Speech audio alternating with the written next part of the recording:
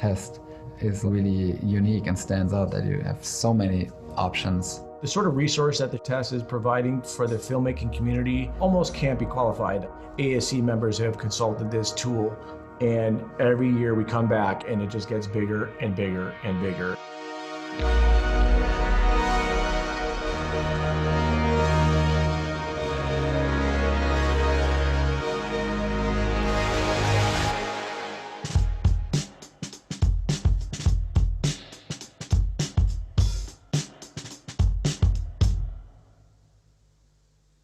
So we are here again for our third lens test, the ultimate full frame lens test. We're back, round 3. It's really amazing to come back and do this test again. I can't believe that we are back. The first time around, we did a vintage lens test with 7 sets of lenses. And then the second time we did an anamorphic lens test, which was 13 sets. And this time we are doing full frame lenses. This lens test wouldn't nearly be possible without our sponsors and partners this time around.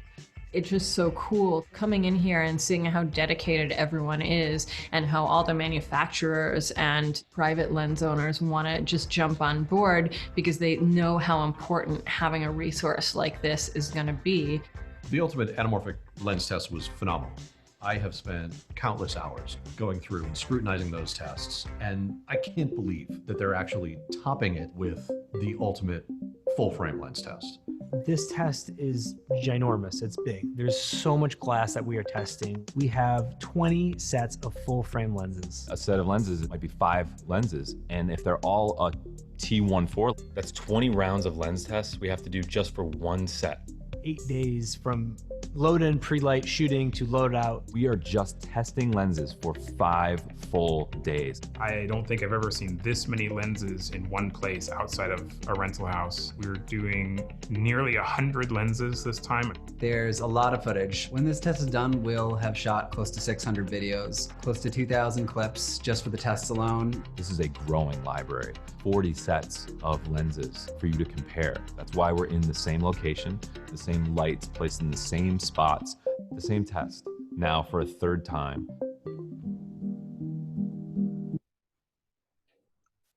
Welcome, one and all. Thank you for joining us today. My name is Matthew Borick, and I'm a SteadiSchool instructor. I'm sad to say that Jess will not be with us today, and neither will Chris from Learn Filmmaking, but I thank them for their support in helping to get this off the ground. I think you know who we are by now, but what I want to do is take a moment to introduce our guests. If you'll take a second, and who are you and what do you do, and how excited are you to be here, because I know I'm excited to be here as well. Brent, if you'll start for us. Sure. Thank you for having me and us. This is pretty awesome. Love what you're doing, Matt, by the way. I'm Brent Barbano, freelance cinematographer and director here in LA, also one of the co-founders of ShareGrid. Thank you for being here, Brent. And Kyle, if you'll do a little introduction. Hi, I'm Kyle Stryker. I was the DP on all 3 versions of this test, and I'm a local 600 camera operator and DP, and happy to be here. Thanks for hosting us, Matt and Jess. I think you guys are doing awesome work with SteadiSchool too. Yeah. Thank you, Kyle. We're excited to have persons like yourself here spreading the good word of cinematography. Mark, if you'll do a little introduction for us. Sure. My name is Mark LaFleur. Was a cinematographer for about 15 years. I spend most of my time now running my rental house, Old Fast Glass. We collaborated with ShareGrid and all the people on this Zoom for 3 rounds of lens tests. I was executive producer of those and directed those. I'm so happy to be here. Thank you for doing this. Thank you for helping us get this in front of people's eyes, because that's the whole reason we made it, is to just let people know that this tool is out there for everybody to use. So thanks for having me. Thank you for being here. And last but not least, Matthew Duclos of Duclos Lenses. Please Tell us a little bit about yourself. I'm the resident lens geek, lens technician, associate ASC member, associate SOC member, all those things. Not a cinematographer, but yeah, the lens guy. Thank you for being that. We need you as a part of our community. You have provided so much for so many, and I'm excited to have you with us today with the rest of the team from the Ultimate Cinema Lens Library. If you're just joining us, please drop a comment in the chat about where you're coming from. We would love to know where our audience is from today. And if you have any questions throughout the day, please remember that there's a Q&A panel, and drop your questions in there. We'll try to get to as many as we can throughout our time. But for the start here, I'm going to share a little video that is a little over 4 minutes long, and it's about Duclos, and we're going to talk to Matt first. And so hold tight, everybody, and enjoy this as well. I feel like everyone in this business knows the name Duclos. They know lenses. Duclos lenses is a staple of the industry. They are my first stop for any trouble issue with any lens, no matter what. This is our third time doing a lens test, and there's been one contributor that's been with us and stuck with us every step of the way, and that's Matthew Duclos of Duclos Lenses. To have like Matt Duclos giving us the seal of approval that we're doing the right things on this test, it's huge. Matt Duclos personally put every single lens that we tested on the lens projector. Matt was not only making sure our lenses were in spec to make sure that the brands and the lenses were getting a fair shot, but also getting as much data as we could. We've always put a really heavy emphasis on giving back, whether it's contributing to ASC events and committees, to helping with lens tests like this that we are huge supporters of. If you have a rental house, you have to have a relationship with a place like Duclos Lenses. Running a rental house, one of the hardest things is maintaining your lenses. We rely on Duclos lenses to help us make a decision if we have to change or not an element, if it's crashed. Paul and Matt, their thorough knowledge of lenses, of lens manufacture, lens repair, and lens construction is astonishing. The number of technicians and experience that they have, still lenses or anamorphic, vintage lenses or other manufacturers, and being authorized service centers for them. Very few people have all that under one roof as a kind of one-stop shop. When I discovered Duclos lenses, it was kind of a big revelation for me. I found a lens servicing facility that could handle all of my weird requests. I have my CNE set here that actually Duclos PL mounted, because the CNEs only were available with EF mount. I was actually interested in those lenses and had them fully converted to PL by Duclos, and that's an exclusive service that they offer. If you're an indie filmmaker and you have like a set of still lenses and you want to cinematograph them, they've always been the company that everybody goes to. There was a lot of want from the market where people wanted to use some of these older lenses like Canon FDs or Leica Rs for motion picture work. And Duclos was there at the right time, coming up with the Cinemod concept and doing it the best way possible by making fixed gears and stuff on the lens. We do a focus gear, an 80mm front ring, declicking the aperture, converting them out, all those sorts of things to make them work on these new modern sensors. Old Fast Glass has a fairly large inventory of lenses, and they need to get serviced.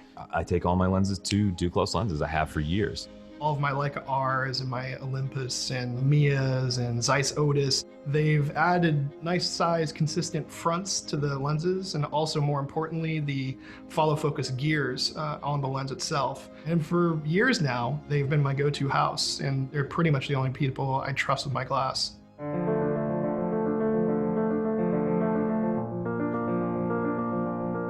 I was shooting in New York, and when I went to open up the case and it said Duclos lenses on it because it had been modified by Duclos, I felt very, very confident in the gear that I had, and I felt like I had a friend with me on set. I have to make the trip over to Duclos Lenses often, and I love going there. It's a family-run business. Our head technician, my father comes to work every day. My sister's our CFO. I know it sounds cheesy, but everybody knows your name. It's a friendly, warm environment. They're so approachable. Anytime I've had a question, Matt is readily available and excited. Like, I don't know anyone that's more excited and in love with lenses. He's so excited to talk about everything when it comes to optics. The wealth of knowledge and care that Ducos Lenses takes is extraordinary. It's kind of unprecedented. And anytime there's any problem whatsoever, Matt and Paul are my first call.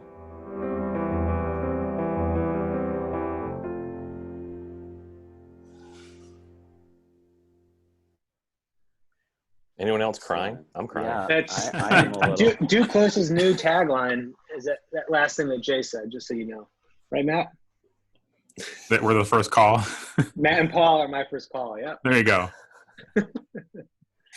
So I believe your lens fascination comes from your father. Would you please tell us a little bit about him and about Ducos Lenses, the company?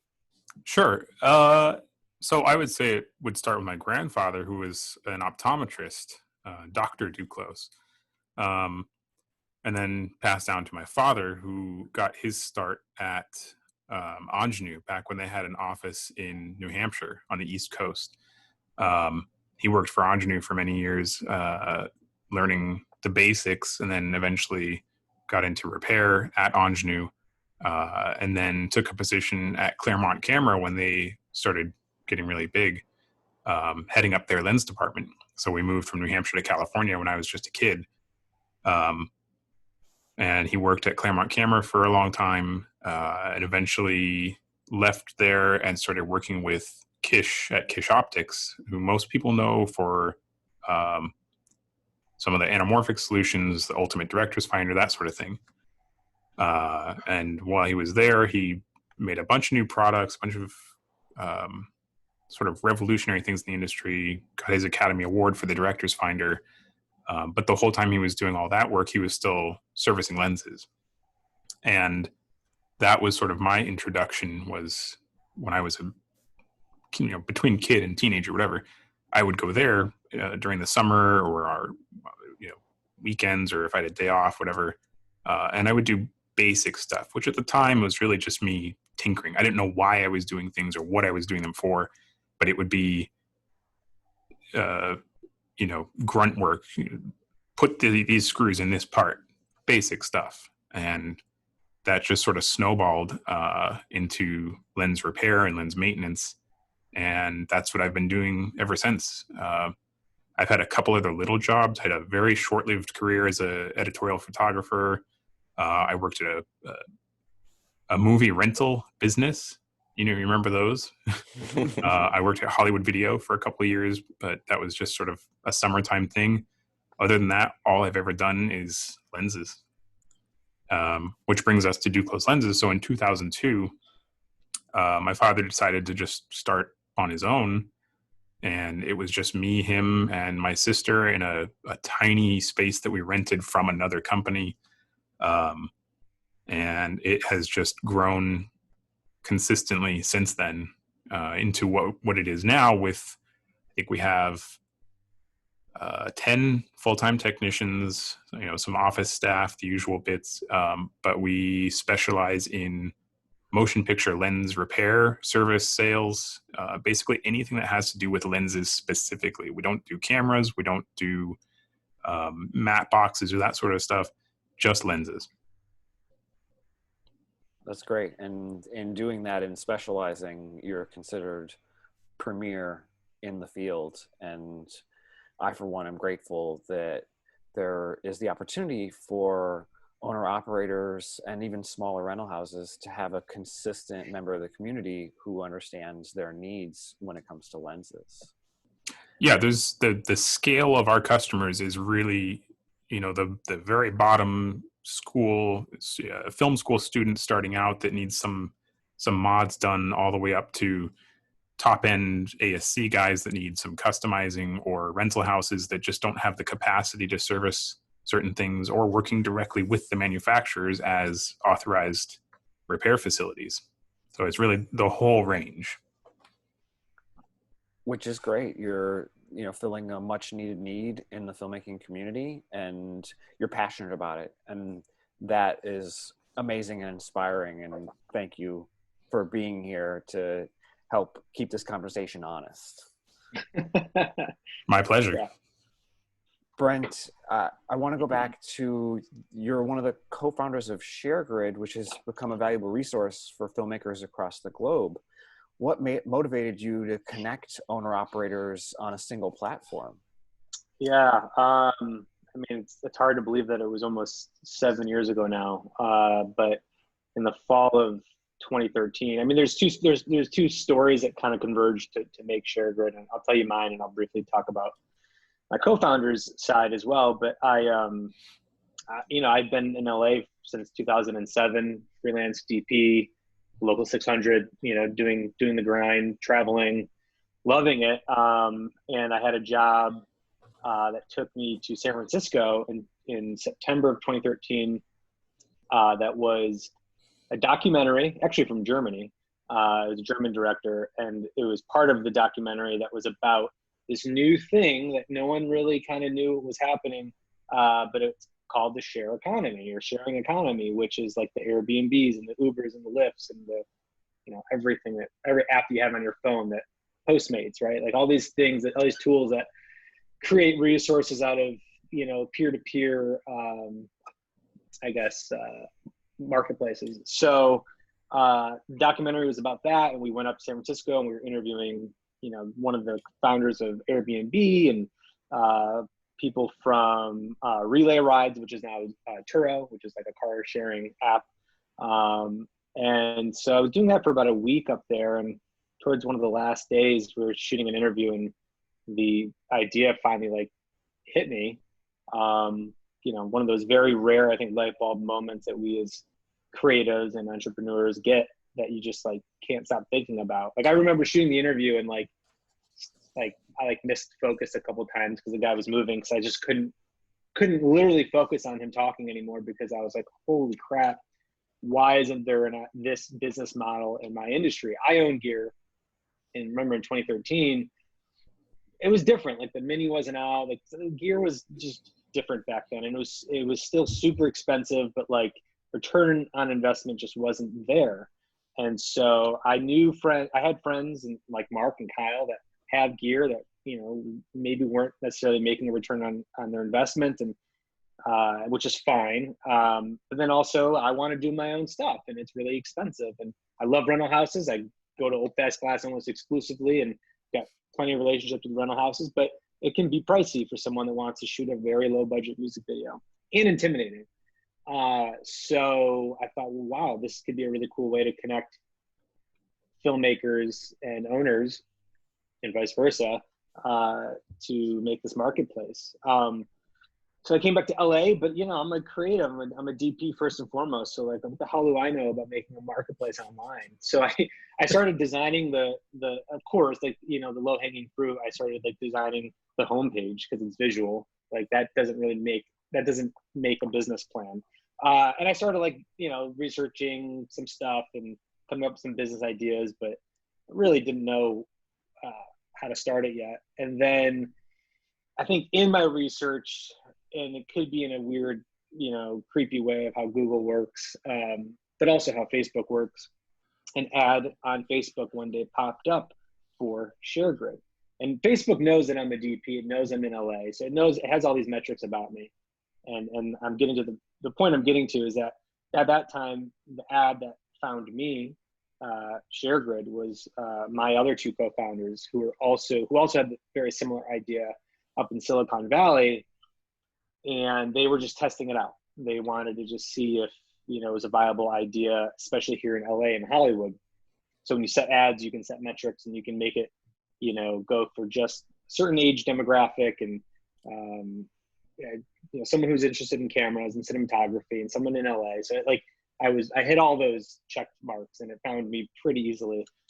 But when I found it, I was devastated. And so for about 2 weeks, I gave up on the idea, because I thought, well, I looked at the website. It was really nice, because they're very talented designers, and it was really pretty, and it was clean. It was promising all these things. And I thought, oh, looks like they beat me to it. I give them my blessing, best of luck. But I couldn't stop thinking about it. And so about 2 weeks after finding the ad, or the ad finding me, I sent them an email, because I could tell that they're in Silicon Valley, the San Francisco area code. and like it was kind of geared towards more photo, and there was just a lot of things that it seemed like, well, it seems like they're going to go for that market, like that like very, you know, consumer photography market, maybe up in San Francisco, but there's a whole thing down here in LA that like we can really tackle and help out a lot of creatives with. So I emailed them. We set up I think it was Skype. I don't even think Zoom was around then. And we started talking and collaborating. And then in October, we kind of formed ShareGrid. At the time, ShareGrid was nothing. It was just a landing page with a sign-up sheet for email. So 2013, October is when we started, and then opened in 2015, early 2015 in LA. And then cut to now, we're nationwide, and we have buy and sell, or a lot of good aspects to it. One of which is education that we took on with Old Fast Glass to do this lens test. So I'll let Mark answer this, but I think it's the two things run parallel, which is that, you know, we created ShareGrid at the time because there was a need for the marketplace or for the industry to help out a lot of people. The lens test was the same process. Like there was this need that we felt that there's a lot of misinformation out there, and there wasn't a reliable resource for people to come to for testing, for lens testing, for making decisions about projects when it comes to optics. So Mark and I go way back, and same with Kyle, and so we agreed on that, and then that's how the lens test came about. But I won't dive too much into that. I'll let Mark take that over, and he can tell that story. It is a great transition. Thank you for it. Sure. Mark, take me back to the beginning. Why vintage lenses? Please tell us about what inspired you to curate the ultimate vintage lens test with Brent and open Old Fast Glass. I wish I could say we knew we were going to get here when we first did the vintage test, but I don't think we realized sort of even at that time, the potential, like the need for it. But to do 3 tests and have this whole library. But when it started, Brent had already been in the process of collaborating on a lens test with Matt Duclos about they were going to do something for ShareGrid about vintage lenses. And Brent reached out to me because I have a lot of vintage lenses at Old Fast Glass to borrow some lenses for their test. And it was just really amazing timing, because at that point, Old Fast Glass had just been getting going, and I felt a little frustrated about a lack of quality videos, test videos, or any kind of videos shot with a lot of the lenses I had. This was really at sort of the beginning of this trend towards vintage lenses. I don't think too many people were even talking about K35s at the time, and now it's like everyone's shooting on them. They're on Handmaid's Tale, and so this is a very different environment that we're in now. And I was frustrated that you couldn't find footage of most of the lenses in my inventory anywhere. And if you did find a lens test, you know, thank you to whoever shot it, but it always seemed to have some issue. They didn't have every aspect of a lens's character that I was looking for. It didn't have a focus rack. It didn't have a lens flare. It didn't have close focus. Something was off. And I told Brent, you know, I'm really out of this frustration and this need. I really want to do something pretty big and get all of my inventory, or as much as I can of my inventory, in a really controlled test environment, these tests that people can trust. And it looked like what he was doing for ShareGrid and what I wanted to do with Old Fast Glass completely lined up. And we pooled our resources. Matt was there from the very beginning as well, as our focus puller, as our first AC, which is just crazy. Everyone here, Matt Duclos, everyone here was part of the very first one. And I think as soon as we finished it, that test, we knew that we were going to do it again. And I wish, hindsight's 2020. There's things I wish we could have done more. The first one was just a weekend. It was really quick. The anamorphic was so much more involved than the full frame, even more so. And the ultimate lens library, I'm really proud of it. But at that time, it was really just out of kind of a frustration that I didn't feel like filmmakers, directors, cinematographers had a resource where they could really watch a video that they could trust, or they're watching a clip from a movie versus somebody shooting something in their backyard, and trying to compare these two things didn't make any sense. And you don't know how compressed the footage was.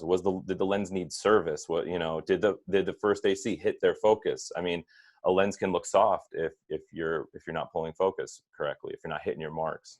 And so everyone here came together to try to deliver a really quality, apples to apples, fair lens test that people could use as a resource, that people could use to show a director, hey, this is why I want to use these lenses, or for a DP to decide what lenses are the right one for me.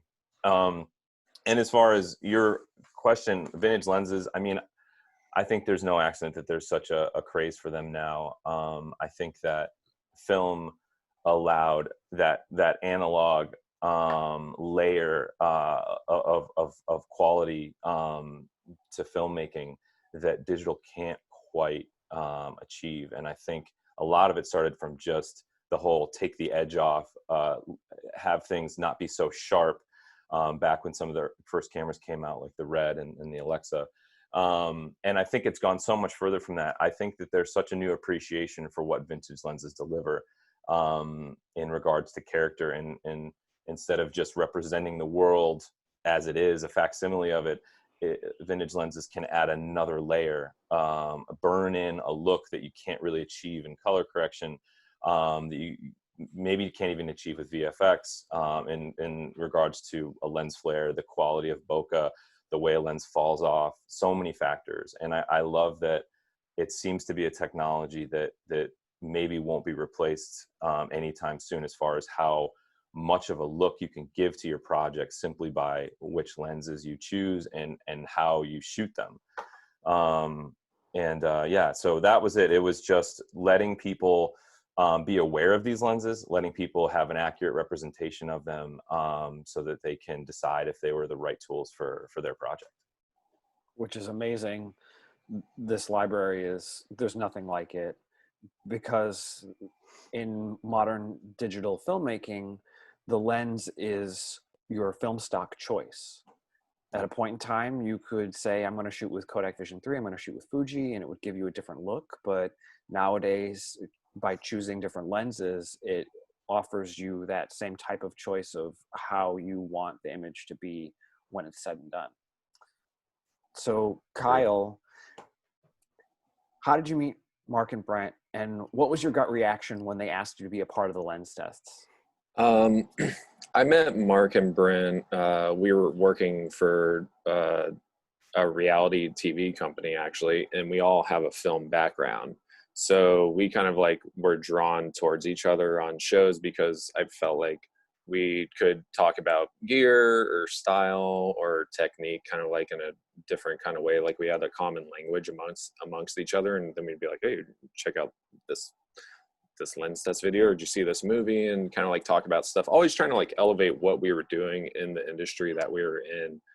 And I actually assisted for Mark for a long time. And like some of my first operating experience was on a show where we were, doing a build show where it's like you're shooting for several hours. And I remember Mark, while I was an assistant, he like handed me the camera. He's like, all right, go shoot stuff. And he'd talk to me over walkie. And, like, so that's how I got some of my legwork on that.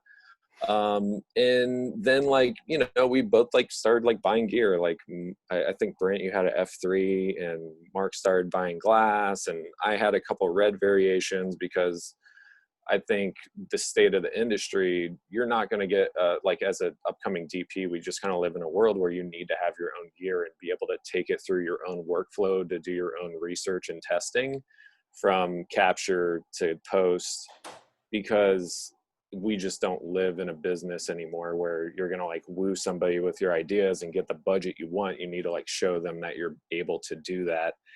And it was cool when they approached me about the test, because I know Brent was doing some pieces with Matt about lenses, and Mark was also doing lenses, and I was always borrowing or renting lenses from Mark with my camera package and stuff.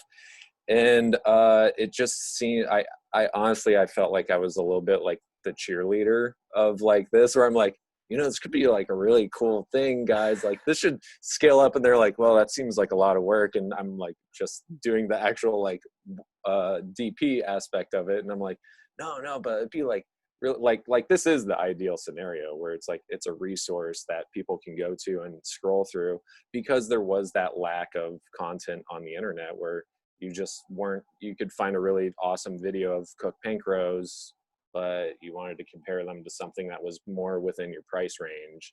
And then rehousing and how the lenses actually work. Like I remember cooked pankrose, one time I worked with them, they looked awesome, but they telescoped like this far. So if you were using a gimbal, which was fairly new at the time, it just didn't work. And then Matthew, you kind of came in because once we started buzzing about doing the test, I remember we were working on a movie together, using Mark's slow-mo anamorphics. And I remember you talking about focus. Like we had this like 30-minute long conversation about where the focal plane should exist on an actor's face and what tech goes into, you know, lens design and stuff like that.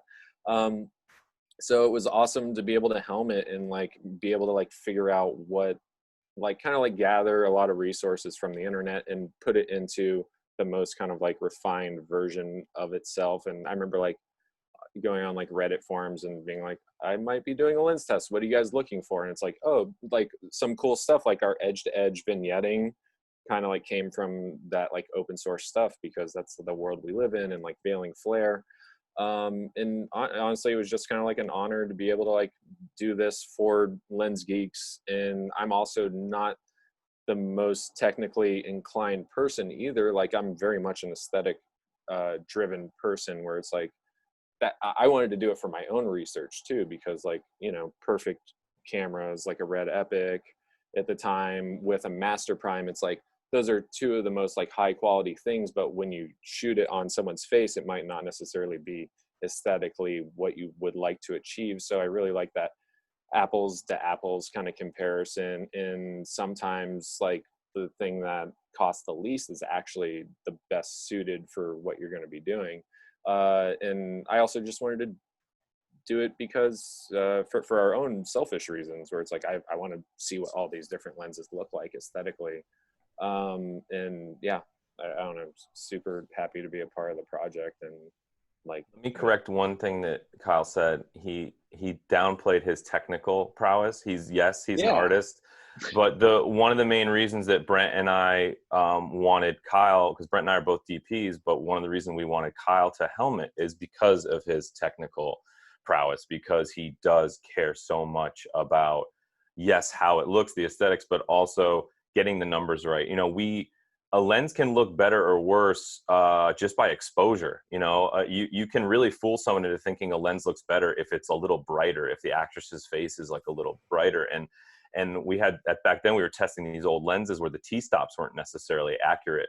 And, you know, we had to fine tune things. Sometimes lenses we had to, you know, really figure out getting exposure right, and just deciding like, is this what this lens is capable of, things like that. But just making sure the lighting is dialed in, making sure the shutter angle is perfect, making sure, because we have to be consistent. And that's the reason that Kyle helmed all three of these, is because yes, he's an artist, but he's also one of the most consistent, solid cinematographers that I know. Yeah, I do get a little obsessed about composition and the rigid note taking and stuff like that too. And yeah, I was honored to think that they thought I was capable of like helming that, because of kind of like that detail oriented. This is your shutter shutter angles. I was going to bring that up. The shutter angles his cheat sheet. For each T-stop. I mean, we had probably 20 different T-stops we had to, you know, and we had to have the shutter angles exactly right. I don't know. I just want everyone to know we really tried our best to make sure these tests were as accurate as possible, and Kyle is a huge reason for that. Yeah, you're part artist, part scientist in this project. I'd say more scientist in this. And this one definitely more so. And it was cool trying to figure out what was the most efficient way with like Matthew and all you guys on like how to like, you know, that first weekend was like really jam packed with lenses and then sometimes like doing the research and seeing the results in real time, where it's like a master prime to this, and like you're saying, the mismatching t-stops, like where you're like, oh wow, is it really that much vignetting on? Okay, like all right, cool. I'm like, that's what we're here doing. Mm-hmm. That's all great. I'm gonna share with everyone Kyle's reel before we continue the conversation about his work and how it's potentially been influenced by this test. If you want to tell us about... Yeah, and it's funny, I actually showed this reel to an agent, and she was like, wow, so you kind of have the kitchen sink, huh? Because we kind of all come from a background, like this was shot with like K35s, and these are Leica's, I think the Leica Similar Cs. And, you know, I do like a big crossover of documentary and commercial kind of stuff, like music video, like kind of like abstract work. And I don't know, I think that's been one of the fun things, is trying to take something where you don't have a ton of resources and then be able to like add layers. Like I feel like as a DP, I sort of come to a different conclusion than some. I have like really bad eyesight, so I've always seen the world with like a lot of stuff going through my eyes, like going through glasses, or my contact lenses fogging up or something like that. So you know, that's been like one of the funnest ways to kind of like choose what the right aesthetic is for a project. Here's this bear getting a cell phone. You know, like I do. My favorite piece. He's so cuddly. He's so sweet. Bears and bears. Yeah, and like this stuff, we actually used Canon zooms. And I think that's been one of the cool things about this like lens testing, is kind of like, I don't know, finding what actually looks right. Like on our full frame test, I like really love the look of the beams, which was like one of our cheapest set of lenses. Some call it anamorphics. This was actually my first anamorphic video.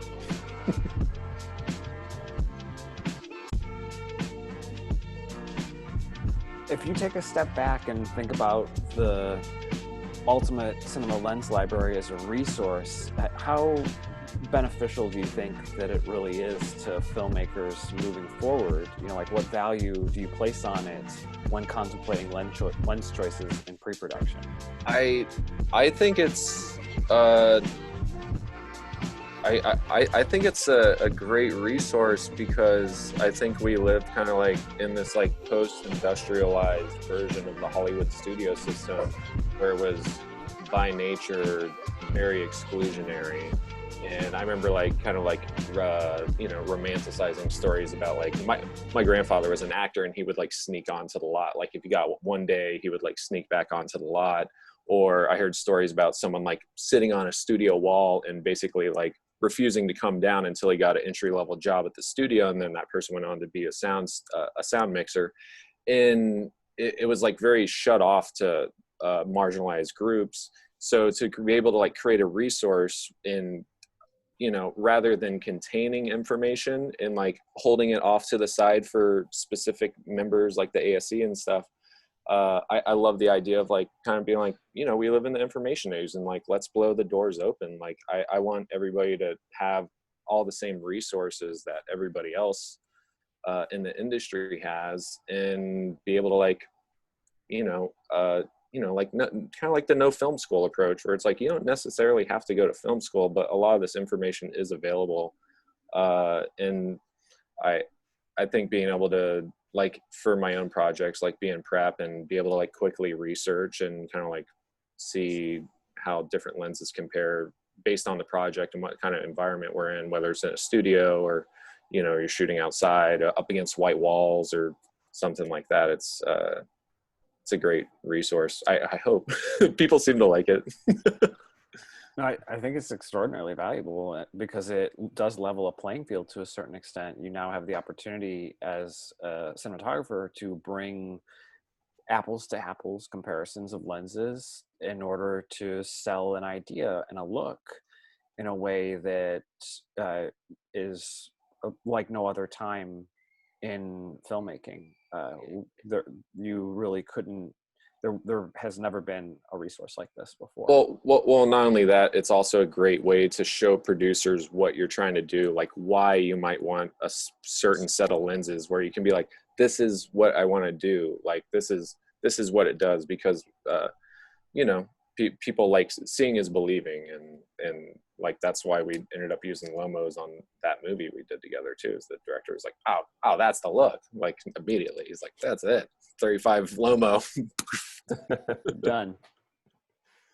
Now, Matt Duclos, given your knowledge and passion about lenses, when Brent and Mark approached you regarding the tests, what did you want to make sure they did right so that the tests would hold the proper value? So when I think Brent was the one that first approached me, if I'm not mistaken, and mentioned the tests that they were trying to put together, and that was right around the time I think ShareGrid still hadn't fully launched, or at least it was still very, very closed. I think it was LA only or something. Yeah, it was early. It was very early, yeah. Yeah, and I very distinctly remember, because that was my first introduction to Brent. I had known Mark, but I very distinctly remember thinking, all right, another lens test. Because we had been doing them a lot. We did, I think, 3 or 4 different salt tests, which for anyone that doesn't know, that was sort of a groundswell red user thing where we would do something similar, but the scale, the quantity of lenses was similar, but it was strictly still images, maybe a couple videos here and there, very, very subjective. And it was completely different from test to test. It was basically a ragtag team. Whoever felt like doing the next version of the SALT test would sort of put together this test. So we had done a bunch of those. I think those go back to like 2007 or something like that. And I do tons of tests personally, and then also for film schools and all sorts of different things. So I remember very clearly thinking, another lens test, here we go. And when they started explaining the methodology and the logistics behind it, I very clearly remember having a sort of shift in my opinion of it, that it was going to be what I wanted. It was going to be the way I would have done such a massive lens test. I could never have done anything even close to this by myself, because it literally took a village. And I think everybody else would agree. It's just not something any one person could do. It required a whole team. So as far as the specifics go, to me, the key was consistency. Having, especially once we started exploring adding to the test, the first one was vintage, right? Mm-hmm. That was fine. Yes. That one was great all on its own.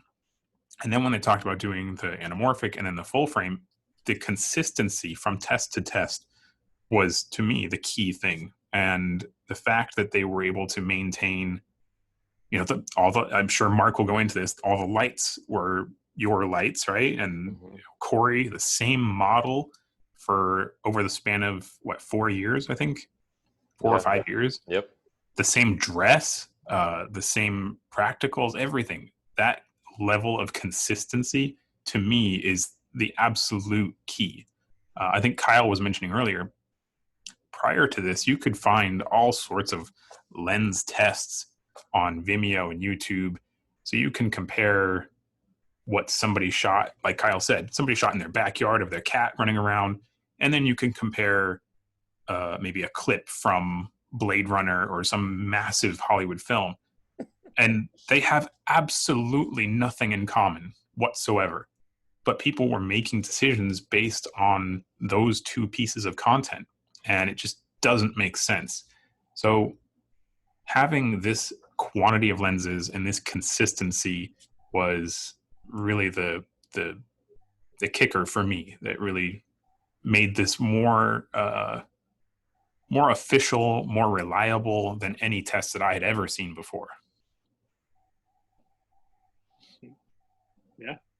And those were photos from our anamorphic test only. Yeah.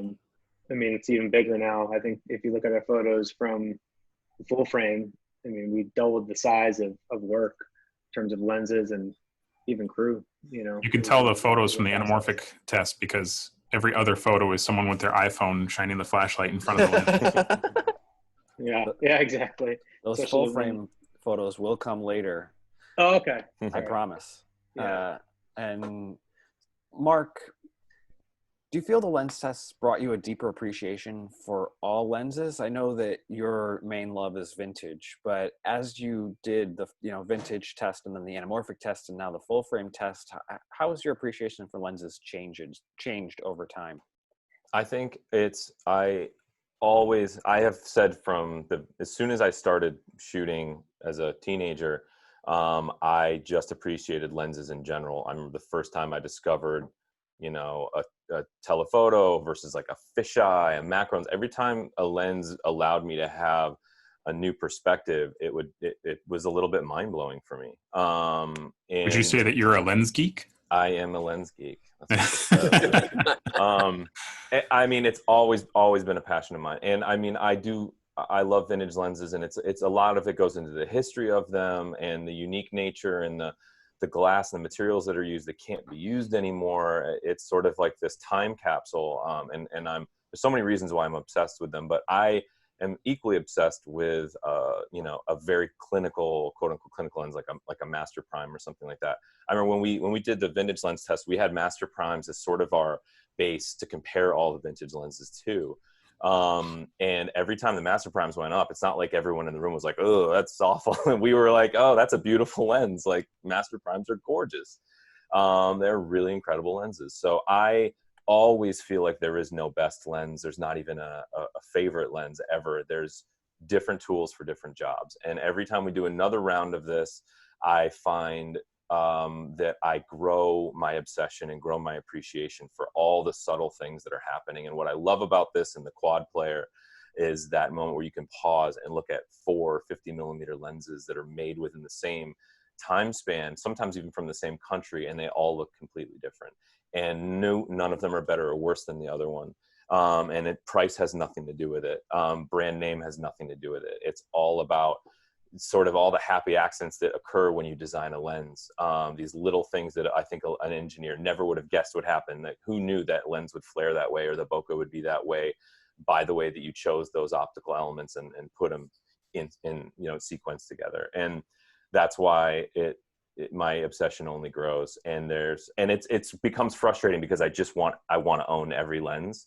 Partly as just a historian and as a fascination and as an idea that none of them should be left out. All of them are right for somebody's job, and all of them are amazing. We didn't test one lens where we're all just like, oh, that's terrible. Every lens you put up, all amazing. You find something you love about it, and it just like, is this right for this project? But everyone loved every lens. There's no winners, there's no losers. It's just 40 sets of amazing lenses, and you decide which one works for you. So my appreciation has only grown. There was a lot of happy surprises too. What Mark just said about freeze framing the quad player. I've been doing little side tests. I think Brent's seen a couple of them. Where I'll freeze, set it to 4K, freeze the frame, do a full size screen grab, and cut out the name brand and the model and everything, and just basically let people vote between 4 different lenses on one of my my Facebook groups. And the results, once you strip away expectations and that brand loyalty, everyone's blown away. People choose lenses they never thought they would pick. But if you just look at the image and forget all of those preconceived notions, it's amazing what people will discover and what they'll decide for themselves what they do and don't like. Yeah. Yep. Which those have been great. It's the only thing that I would change with the test. Is I wish there was some way to eliminate the branding, like just like a discrete blind taste test. Yeah, a blind test, like a way to just get rid of all of the data so that you could just pick a lens strictly based on the image. But I'll keep posting those. I think it'll continue to surprise people what they choose. Yeah, they're super fun, and I couldn't even get them right. Yeah, that's the point. Yeah. The point is not to get them right. The point is to decide what you like once you've stripped all that away. Right. And the only reason I wish that mode existed was because I can't, like, someone would have to do that for me. You know, when I'm freezing these frames and I'm grabbing the images, I know which ones are which. So it's impossible for me to do that. But, you know, it's fantastic for that purpose.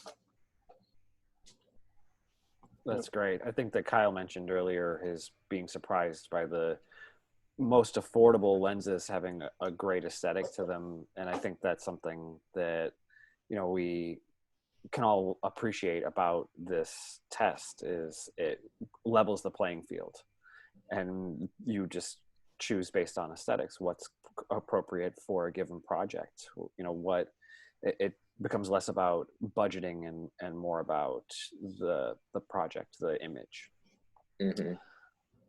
Brent, I'm curious how the tests have influenced your work as a cinematographer. I'm going to play your reel, and I hope that, you know, we can talk about, you know, just the ways that being a part of this have impacted the images that you make.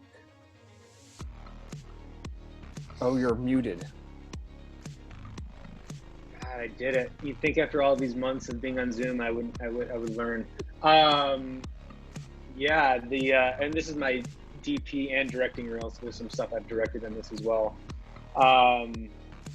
You know, the full frame lens test came at a really good time for me career-wise too. I just want to also mention that I'm freelance DPing again. I'm no longer working at ShareGrid, and so, you know, when the full frame lens test came out, I had a job, one of my first big jobs back since COVID hit in July, and director, love him, he's super talented, and he kind of, the project itself was, and Kyle was on it, Kyle was a gimbal operator on it. Project itself was like a very commercial, almost clean, plasticky kind of look, which is good. I mean, there's an aesthetic to that. But I didn't want it to become too clinical, and the director wanted, you know, just his instincts were something very clean and sharp and just, you know, kind of just neutral. And I didn't. I wanted, because I knew there were a lot of close-ups. I knew there was going to be a lot of like elements of getting expressions on our characters' faces and macro shots and all these interesting elements and lens flares, right? So I pitched, I said, well, let's get something that's got, you know, a little more vintage quality to it, something a little more soft and got some flavor. And so he was like, well, you know, okay. And that's always a kind of a scary conversation to have with a director or a producer when they already have, like, we've been talking about this preconceived notion of like, no, it's got to look clean because the set is clean and that's just what it is. So I used a lens test. Actually, I was pushing for K35's. Budget didn't call for it. So the next best option, and I'm not going to say that it's inferior, but it's just a little bit more affordable, were the Canon FDs provided by Mark at Old Fast Glass. And I showed him some of the test footage, and he was like, oh yeah, this is great. And I was like, hey, see how they flare? We have this one moment where we're going to flare the lens with this, you know, projector, and oh, these are gorgeous. Yeah, perfect. Done. It took me 10 minutes. Maybe a little longer, but it wasn't long.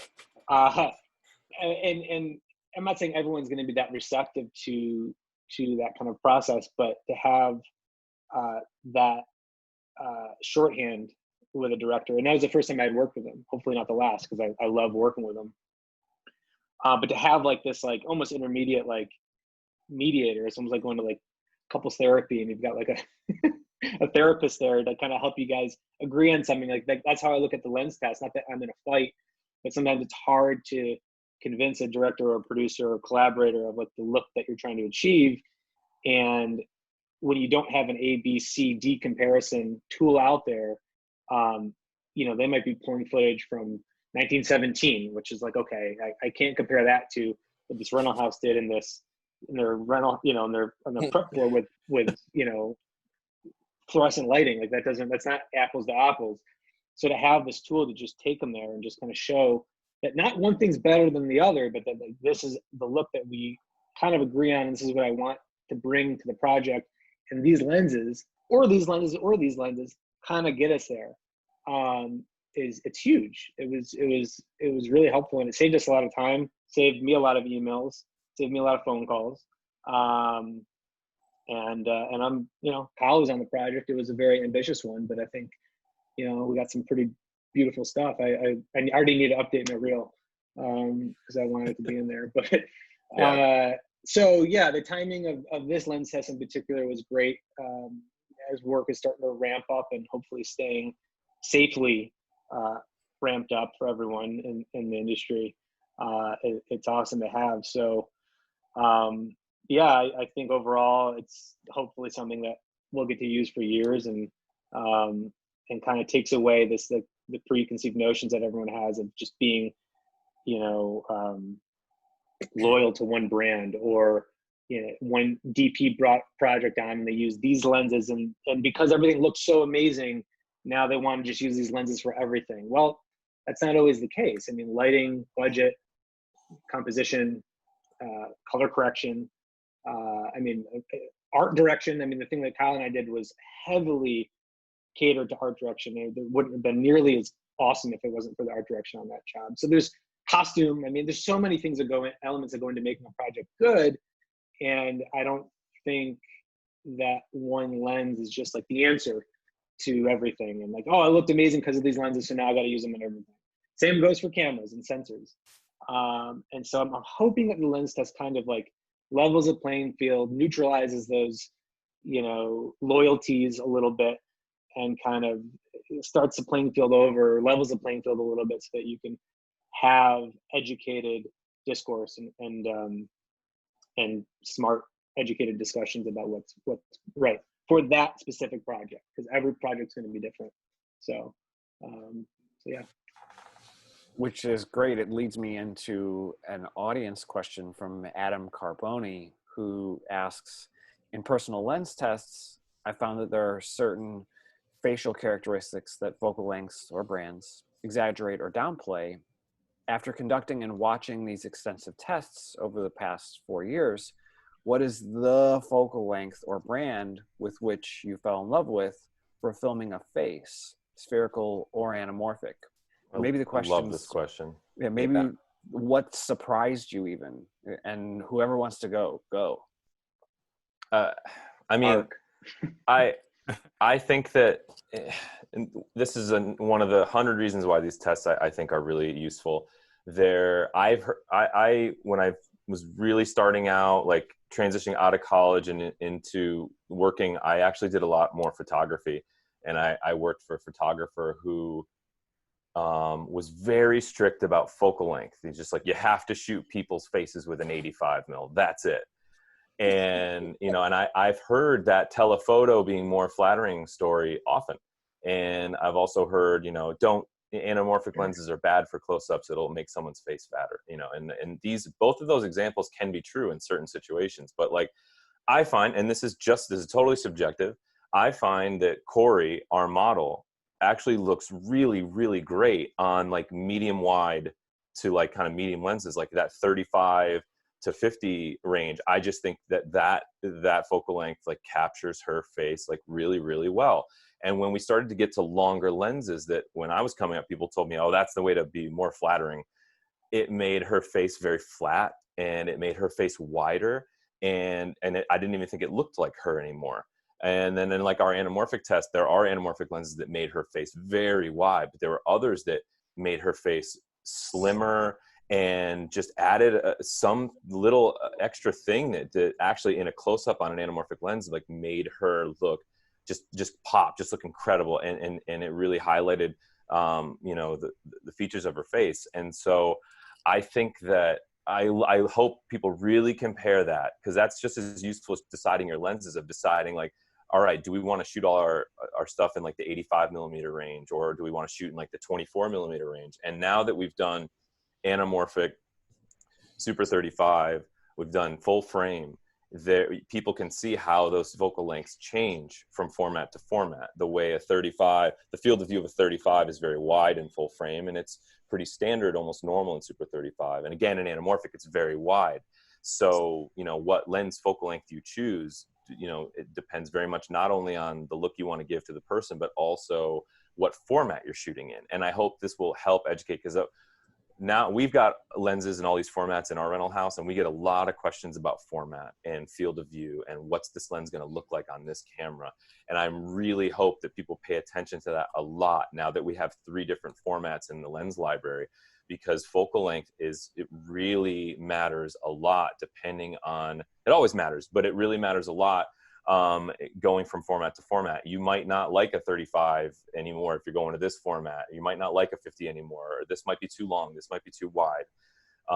So kind of all over the place answer, but I think that question brings up some really important stuff to look at when you're looking at these tests. Yeah, I agree with that. I feel like for me, the range that I've fallen into, like if you're shooting someone about my frame size, Super 35, I really love the look of a 40 mil. Like I like the sense of presence of like being able to see the context of like where you are in an environment, and there's not a lot of distortion on the face or anything like that. It doesn't, like when you go up or down, it doesn't feel like you're, bowing the image too much. I feel like 40 mil, I could do a whole project. And I think a lot of people don't realize that a lot of their favorite films and the aesthetic and visual consistency of it are shot usually on like 2 or 3 different focal lengths. And they're just kind of like keeping consistent frame sizes and distances for their actors, and sometimes I think when someone rents a set of lenses, they're like, I got to use them all. Like they're like, I got to use every single lens in this kit. And sometimes it's, I think it was like David Fincher said, in film, you can do anything. You can go to outer space or another planet. And a lot of times your style is dictated by choices you don't make and by things you don't do, or like what windows you want to show. So that's where I've fallen into, at least, is like I really love the look of a 40. It's a good in between, like you're saying, 35 to 50, something about it. Yep. That's great. I don't have one. I don't know. I guess it depends. Depends on the project, but I'm maybe more traditional, and I like, I do resort a lot of times to 50 to 85 for close-ups. But I do agree, Mark, that like you feel there's a distance, there's a disconnect to your character, which is something maybe that the story calls for on an 85 or longer, that you want, that they're isolated from everything and including the viewer. But at times it can feel like, they don't have the presence, like what Kyle said, like when they're on a 40, where you can feel like, okay, they are in the room with the camera with us, they're there. So I have found that happen sometimes where I'm on like an 85 and I'm like, I mean, it's flattering, but it does feel a little too distant from the story. So let's go to the 50 or something. So, but I don't have like a go-to, I guess. I guess it depends. To what were you just saying, Brent, I feel like, since going back to large format, I feel like Euphoria is one of those shows that really like really seeing that big abstract out of focus area on that show, and like you're saying, it is tailored to the project. And yes that one is they have a distinct, sometimes a little too dreamy. Yeah, that's fun to watch. Just put it on mute and just watch it, man. They did a great job. Brent, I've got another one for you. Sure. The tests have received a fair amount of deserved attention from the filmmaking community. How does it feel to be a part of such an impactful project that will aid cinematographers for years to come? It's great. I think, I'm hoping that you can ask me in 10 years and I'll have an even bigger appreciation, meaning that it stands the test of time. Obviously, things are going to change. More lenses are going to hit the market more than ever. I'm sure Matt Duclos can talk about that, about how many lenses just get made every year now, to fit all these different needs and different tastes that everyone wants. But yeah, I hope it stands the test of time, and that it does find its place in one of the many resources and tools that are out there whether it's from the ASC or from No Film School, or even what you're doing here, Matt. I mean, just having open discussions about really important topics. So it feels great. You know, same thing with when I was with ShareGrid. I mean, starting ShareGrid with my founder, my other co-founders, it felt great to bring a resource that was needed for a community. And I think for me, you know, and it's like, sorry, I'm going on a tangent here, but there's a reason why it's also for free. Mark and I talked about this at length, and sure, we could have charged an entry fee to use a lens test, but we wanted it to be a free resource so that it can just help the community in an impactful way without trying to take money from everyone. And so my currency, like what makes me happy, I guess, of doing this is when people come up to me, whether, I mean, sometimes it's about ShareGrid, but also with this lens test, people just say, thank you so much. Like, this helped me make a decision, and this helped me figure out a long mystery that I had that I couldn't figure out about these lenses. And just hearing those stories that are happening all the time. I get messages almost every day on Instagram now about this, and I'm sure Mark and Matt and Kyle can agree that, like, it's helping a lot of people. And we just, that's end of the day, like, that's what helps me, you know, sleep soundly with a smile on my face, which is pretty awesome. Also, I don't know if this applies to the question, but just want to also give a shout out. You know, Jay Holben was our producer on this lens test, helped us out on the anamorphic iteration. And, you know, having him there, and ASC members came by and checked it out, and just getting like that seal of approval, in addition to Matt Duclos all 3 times, really just, I think, makes us feel like we're doing something right, and taking on a challenge that I think a lot of people thought was impossible, or if that was just like not worth it. And so to have those institutions, Duclos Lenses and ASC, and our sponsors this time was Zeiss and Arri and Sigma and Aperture. I mean, just amazing companies just saying, yeah, what you guys are doing is awesome. Keep doing it. We agree. We think this is necessary. Just feels really good. And it feels like we're doing something right, you know? So yeah, feels great. Thank you. The community thanks you, you know, not just in reaching out, but I mean, it's phenomenal how this has grown and how much it can help, you know, someone starting out to the professional who has been in the industry for over 20 years. And that's one of the greatest aspects of it, is that it has advantages for everyone. Yeah. Yeah. And we have, sorry, I just gotta flex it for a second here, but, you know, Greg Frazier has been using our lens test since the anamorphic lens test, and just having ASC members using our process to decide what lenses they want to use is, you know, I think pretty incredible. I wasn't anticipating that. I thought this was just going to be for, you know, independent filmmakers, but to have, and also Rachel Morrison, you know, Rachel Morrison uses our lens test all the time. And to have them just say, yeah, this is exactly what we needed. Thanks. It's like, awesome. Done. Thank you. I'm retiring. I'm done. Did my part. So. Well, your part has been great. And, you know, thank you all for, you know, the tests that I know that it'll be invaluable for many years to come. And in that idea, Kyle, based on what you learned while filming the lens tests, what advice would you offer to young cinematographers about choosing lenses? I think really kind of like think about what your project needs, and like kind of like what voice you want to kind of like emote that project through. Like one of the most helpful things I heard in terms of like a tip, if like you're trying to come up with an aesthetic or how to approach a scene or something like that, is for that scene to approach it through a certain character's perspective, like how you want to do it through that person's perspective of like what's happening. And then again, like, you know, using your own voice, like, are you seeing things in a more clear way or in a more foggy, abstract kind of way?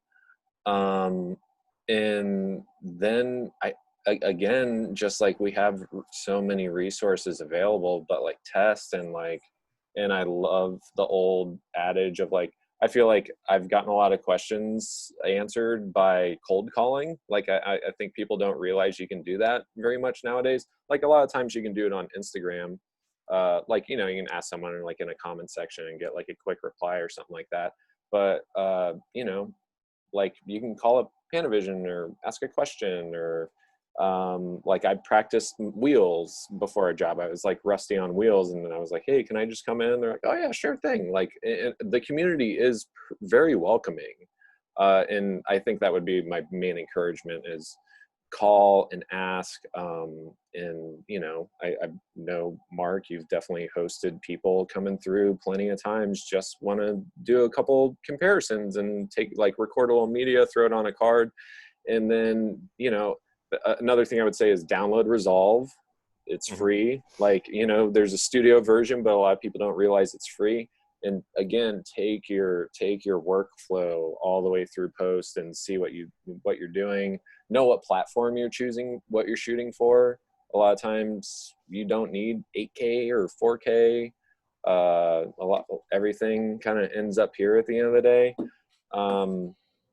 And yeah, and just kind of like experiment with your formats and what you can get away with. One of the cool tricks I found recently is like shooting 4:3 is kind of like the perfect way to capture for all formats simultaneously. And then it's like you actually gain vertical resolution instead of like cropping into it on on 16:9 and stuff. Yeah, just test, test, ask for favors, ask your friends. I mean, literally, that's why we're here doing this, is like we're a group of friends that pulled resources together to kind of like, you know, better our knowledge, and don't be afraid of it either. Like, you know, that ASC manual sitting on your bookshelf has some really cool information in it, and it's cool to actually look stuff up. Like I've done like tank photography and some like, you know, miniature tests, and it's like it's cool actually going through the process and shooting for like frame rate ratios and stuff like that. I'm glad that you brought up the idea of don't being afraid to ask, because at my rental house at Old Fast Glass, that's something that we've really tried to push really hard to people. I think that I remember the first time I went to a bigger rental house to prep, it can be a little intimidating. And you don't want to ask, especially if you're new. Everyone's always afraid to ask that stupid question when they don't know a piece of equipment yet, or they don't know terminology. And I'm very proud that I feel like at my company, we've fostered an environment of absolutely no stupid questions, and it's better to ask those questions so that you are more prepared. And like we have our upstairs is just a lens test area. And we've had people come through and test every lens we have on the shelf. They spend like a whole day here, and they might not rent anything. Sometimes they're like, all right, well, you know, we decided to go with something Old Fast Glass doesn't have, or something happens. But for me, it's always if people have good information, if they know what they're getting into, whether it's a question or testing a lens and finding out what it really looks like, they're going to have a better shoot. And we have very experienced people as well as very young people, and this is my favorite thing. They'll call and they'll just tell me about their project. They're like, all right, I'm shooting this thing. It's you know, it's drama. There's a lot of close-ups, so we're not sure if we want to shoot anamorphic, and I'll try to push them toward a set of lenses. And I could be like, hey, yeah, here, rent the most expensive lenses we have. Awesome. But we never do that. It's always, all right, it sounds like this would be right for your project. And then they go out and they have an amazing shoot. Or they come here and they test and they fall in love with a set of lenses, and then they have an amazing shoot because they picked the right thing for their project. And I hope that this continues to foster this environment in cinematography and everywhere, but definitely in Los Angeles, where you cannot be afraid to just reach out, ask questions, do some pre-production planning, so that you have just that much better of a project at the end of the day. Because going in prepared is one of the most important things. And also, I still do that with you before a project. I'm like, hey, Mark, I'm thinking about shooting this. I'm shooting this. Yeah. Like, absolutely. It's like, well, yeah. What's going Everyone on? just bother Mark. Just call him. He will help you out. Promise. Sorry, Mark. Or maybe I will steer you in the right direction every time. I promise. Yes, I agree.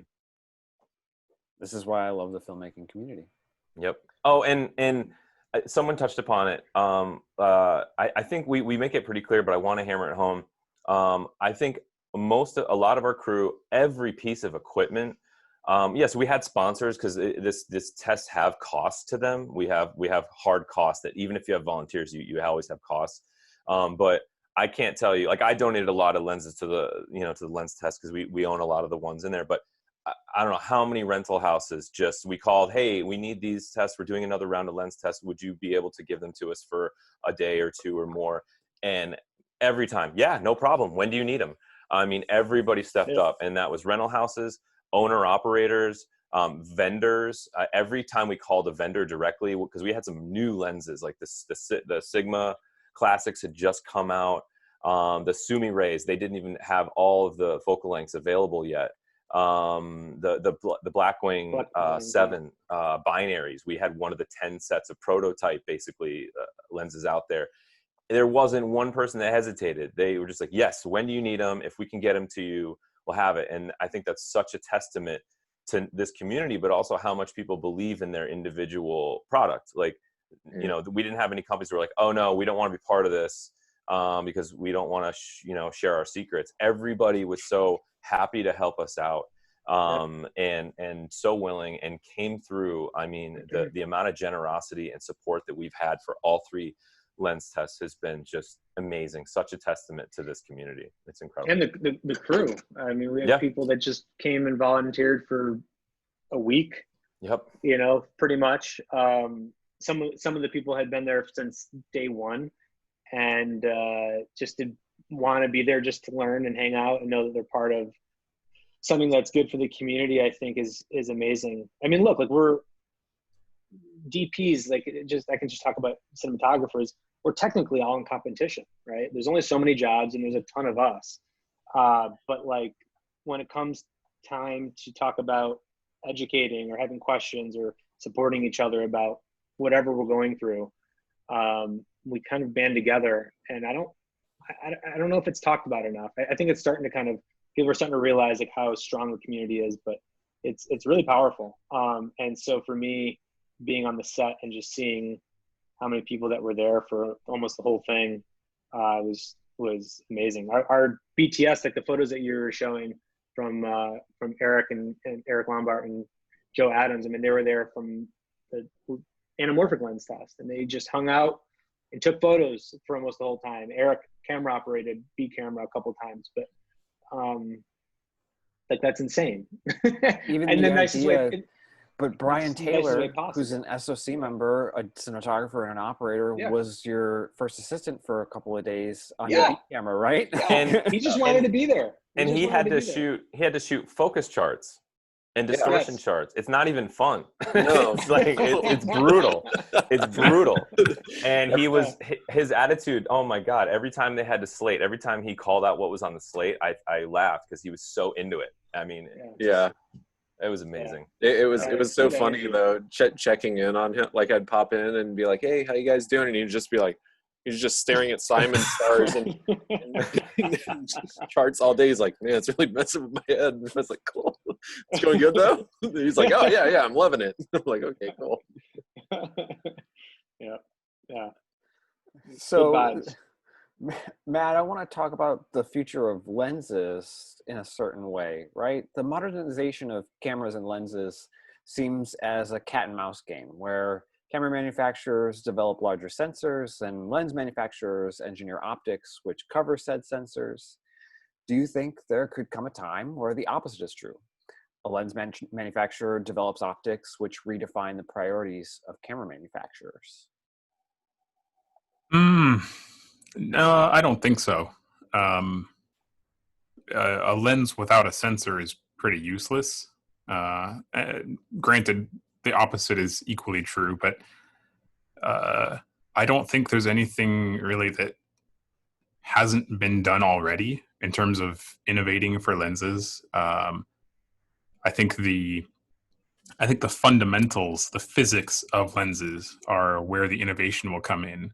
Um, I'm sure that we'll start to see faster, wider aperture lenses that cover larger formats. But I can't imagine anything that would be sort of groundbreaking in terms of lens technology that would then influence camera technology, if that's what you're asking. It is. I know that, especially with some of the most modern Zeiss primes, they really mapped everything out very precisely, how their bokeh would be, how their flares would look, and it took a fair amount of design time, but it was with the idea of covering VistaVision.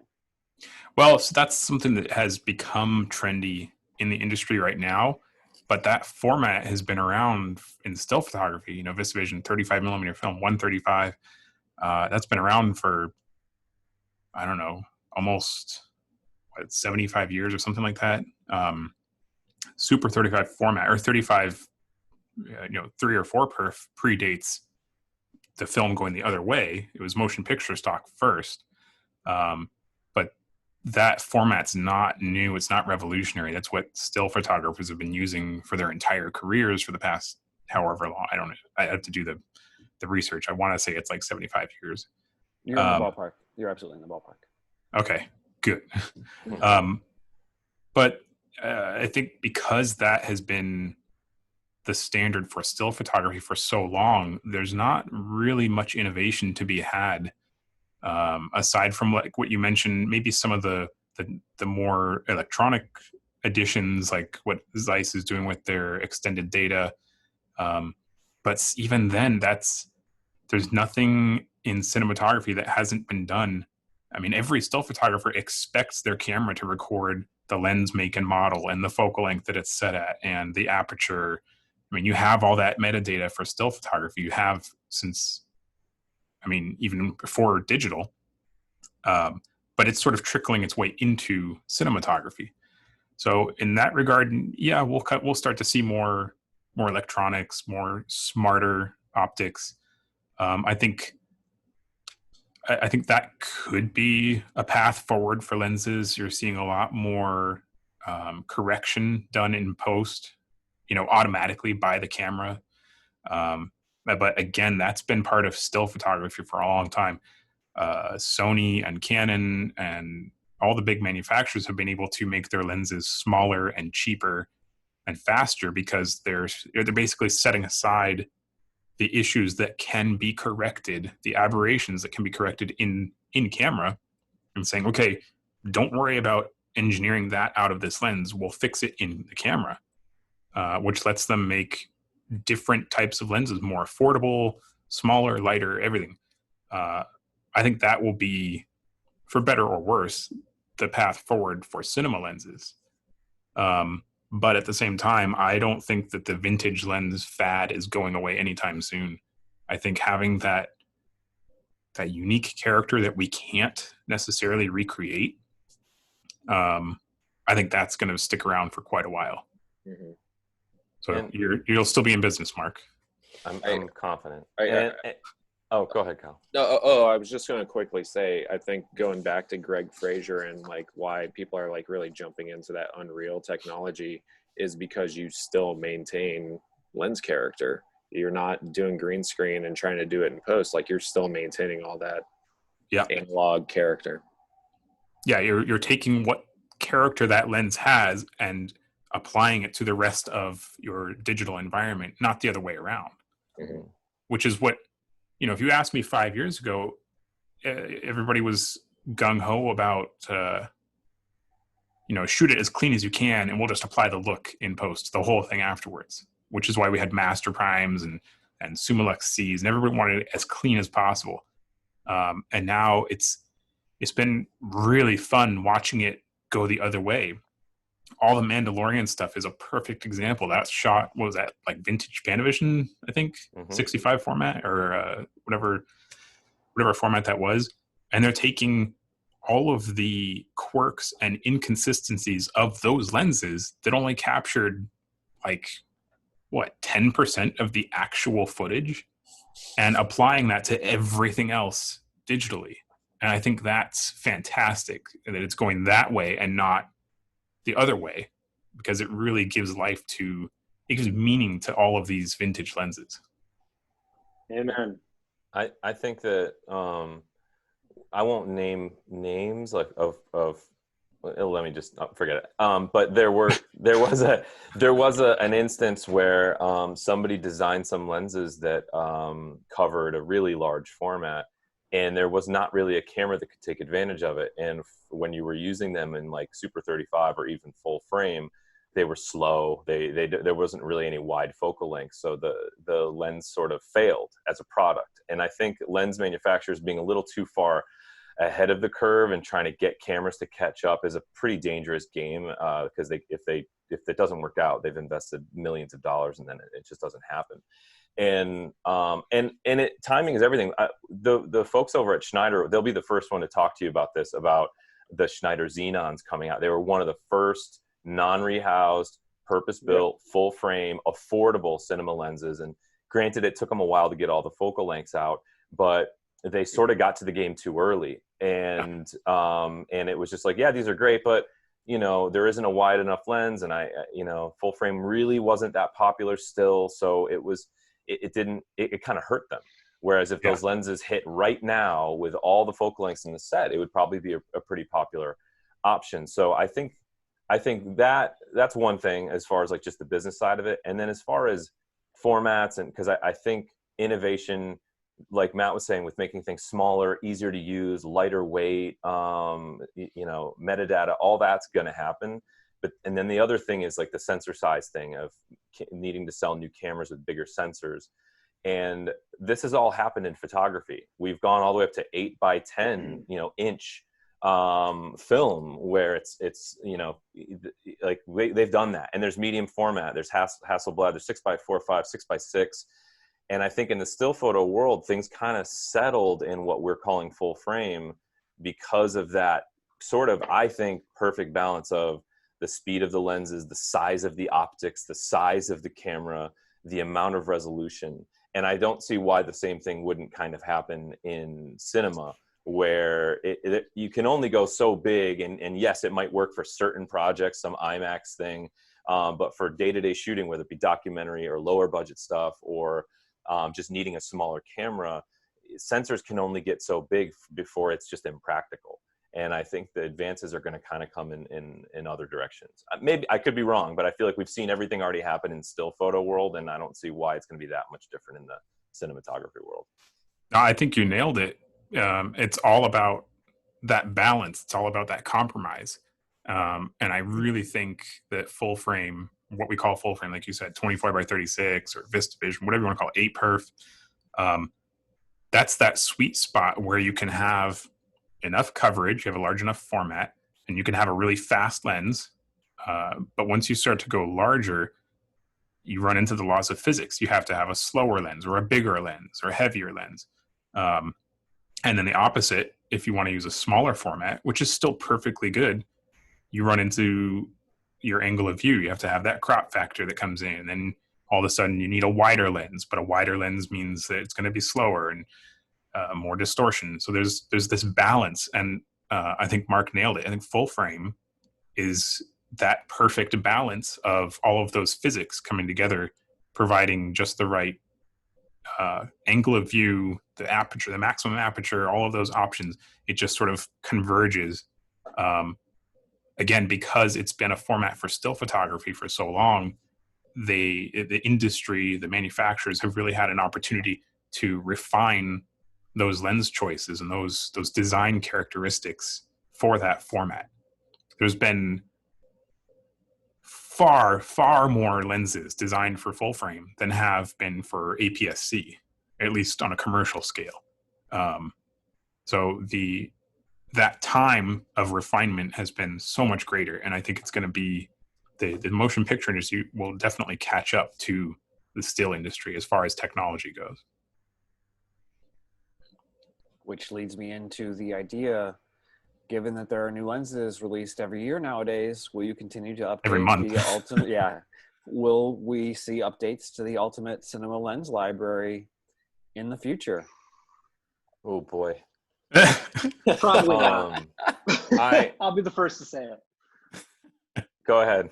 No. I mean, I think this chapter is done. I think these three are going to live together. Whether the four of us do our own testing together or some combination of the four of us, that's still possible. Mark and I have even talked about doing some other future tests, but not in this world, not in that space. We don't even have that. That space is no longer available to us anyways. I also don't want to put Corey through any more torture that she's gone through for 4 years. So I'll be the first to say that I think, as far as I'm concerned, those three are going to be their own thing. But I have ideas for other tests that I want to do, but it'll be a whole new platform, a whole new approach, new location, new model, different website, you know. A quick interjection there that nobody's really acknowledged. You know, everybody talks about all the crew that volunteered and all the hard work, you know, the editing and the capture and everything. But take a second to remember that Corey has sat in a chair for what, 8 to 10 hours a day? Mm-hmm. Like flawlessly. I cannot fathom doing that. So props to Corey. There was a time when we were first getting ready for the first test, you know, and kudos to Mark for having, like, you know, the bigger picture, no pun intended, of like how this is going to go. And I was like, yeah, I'll just get my girlfriend and throw her in a seat. And Mark's like, no, we're getting an actress. We're getting a professional actress that knows, like, you know, that can do this. Like, we need someone that is used to being in front of camera and that can, like, take direction and is comfortable literally repeating the same thing. And I was like, oh, okay, all right, sure, I guess. For 10 hours. Yeah, I'm so happy that I didn't push back on that at all. Yeah, it's my hesitation was because it is very sad for me to just say the simple answer is no. I think people can understand how much work goes into them, but there's limitations, and yes, the location's no longer there, so that's just one, and we wouldn't do it again if it wasn't the same spot. You know, I don't think we're going to call Corey when she's 60 years old and she no longer matches the first test and her aesthetic. But I mean, all kidding aside, we will have to kind of close the book on this. And as soon as we wrap every test, there's a lot of thank you for doing this. And then there's a lot of, hey, did you test these? And do you think you're going to test these? And I wish believe me, more than anyone, I wish we tested every lens at every focal length at every T-stop that exists. That would be my dream. All of them in this environment. And unfortunately, it's not physically possible. We don't have the resources. We don't have the time. And we just can't do it. And I will essentially give this a sort of shelf life. But for me, I'm going to continue testing. We have a lens test area up right above me in this building. I'm going to keep doing tests. They will not be something that's added to this library, but I have a whole plan of all kinds of tests that I feel like will be very helpful for filmmakers.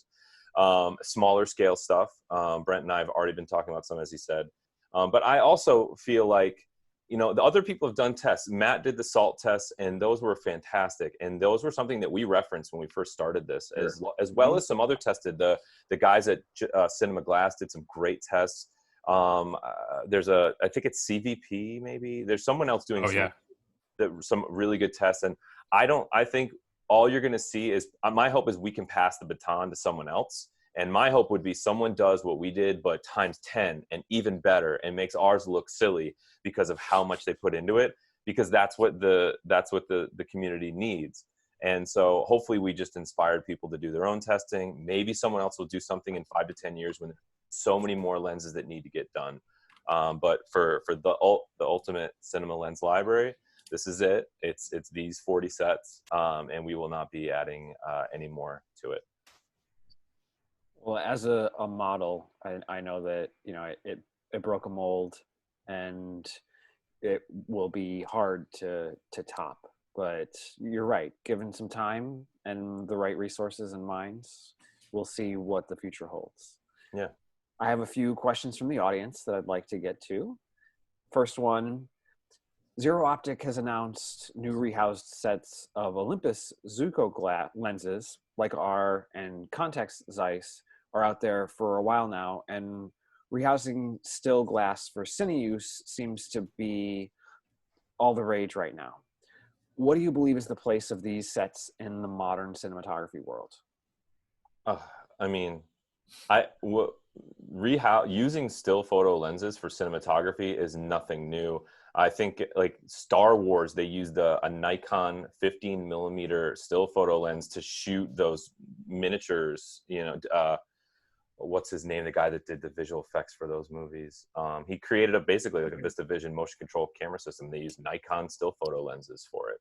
I think that yes, there are modern lenses that have maybe more expensive optical designs or compensation groups to compensate for focus breathing, but there's really nothing that makes a still photo lens bad or lesser for cinematography, depending on what the aesthetic is you're going for and depending on maybe your budget or your look.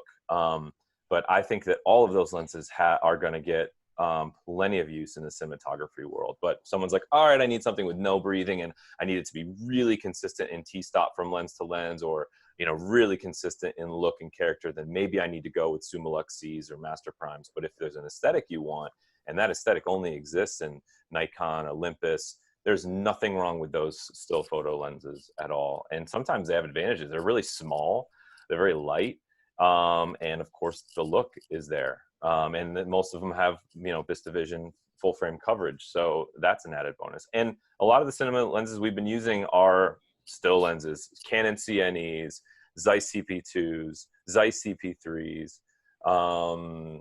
I don't know, there's probably more I'm forgetting. So it's, the Zines are, Rokinon still photo glass. So still photo glass has been used in cinematography forever, and it's going to continue to do so. And there's nothing wrong with that. I'll second that 100, every piece of that 100%. The armchair lens technician has become prevalent across the internet in forums and Reddit and everything. Everyone's a critic all of a sudden, and it seems like overnight there was two terms primarily that became hot button terms: focus breathing and parfocal, which are the two big things you get with a still lens versus a cine lens. And I don't know who decided that focus breathing was a deal breaker in any lens, but take a look, run a test with Arri Ultra Primes. They breathe like crazy, and nobody ever complained about that. And Ultra Primes are the backbone of motion picture for going on 20 years or something. Yeah. Nobody has ever said, I can't use Ultra Primes on my project. They're not good enough.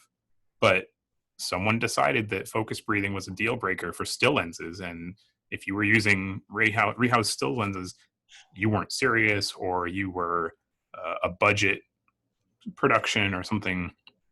And then the parfocal thing, that to some degree is required. Being able to hold focus through a zoom. I could see that complaint being relevant, but you really don't have to worry about that with zooms. And there's not a whole lot of zoom lenses that are based on still lenses that are common, at least. But to Mark's point, that's even the zooms have been used forever. Some of the old Century stuff was rehoused Nikon and Canon lenses, and nobody ever complained about that stuff.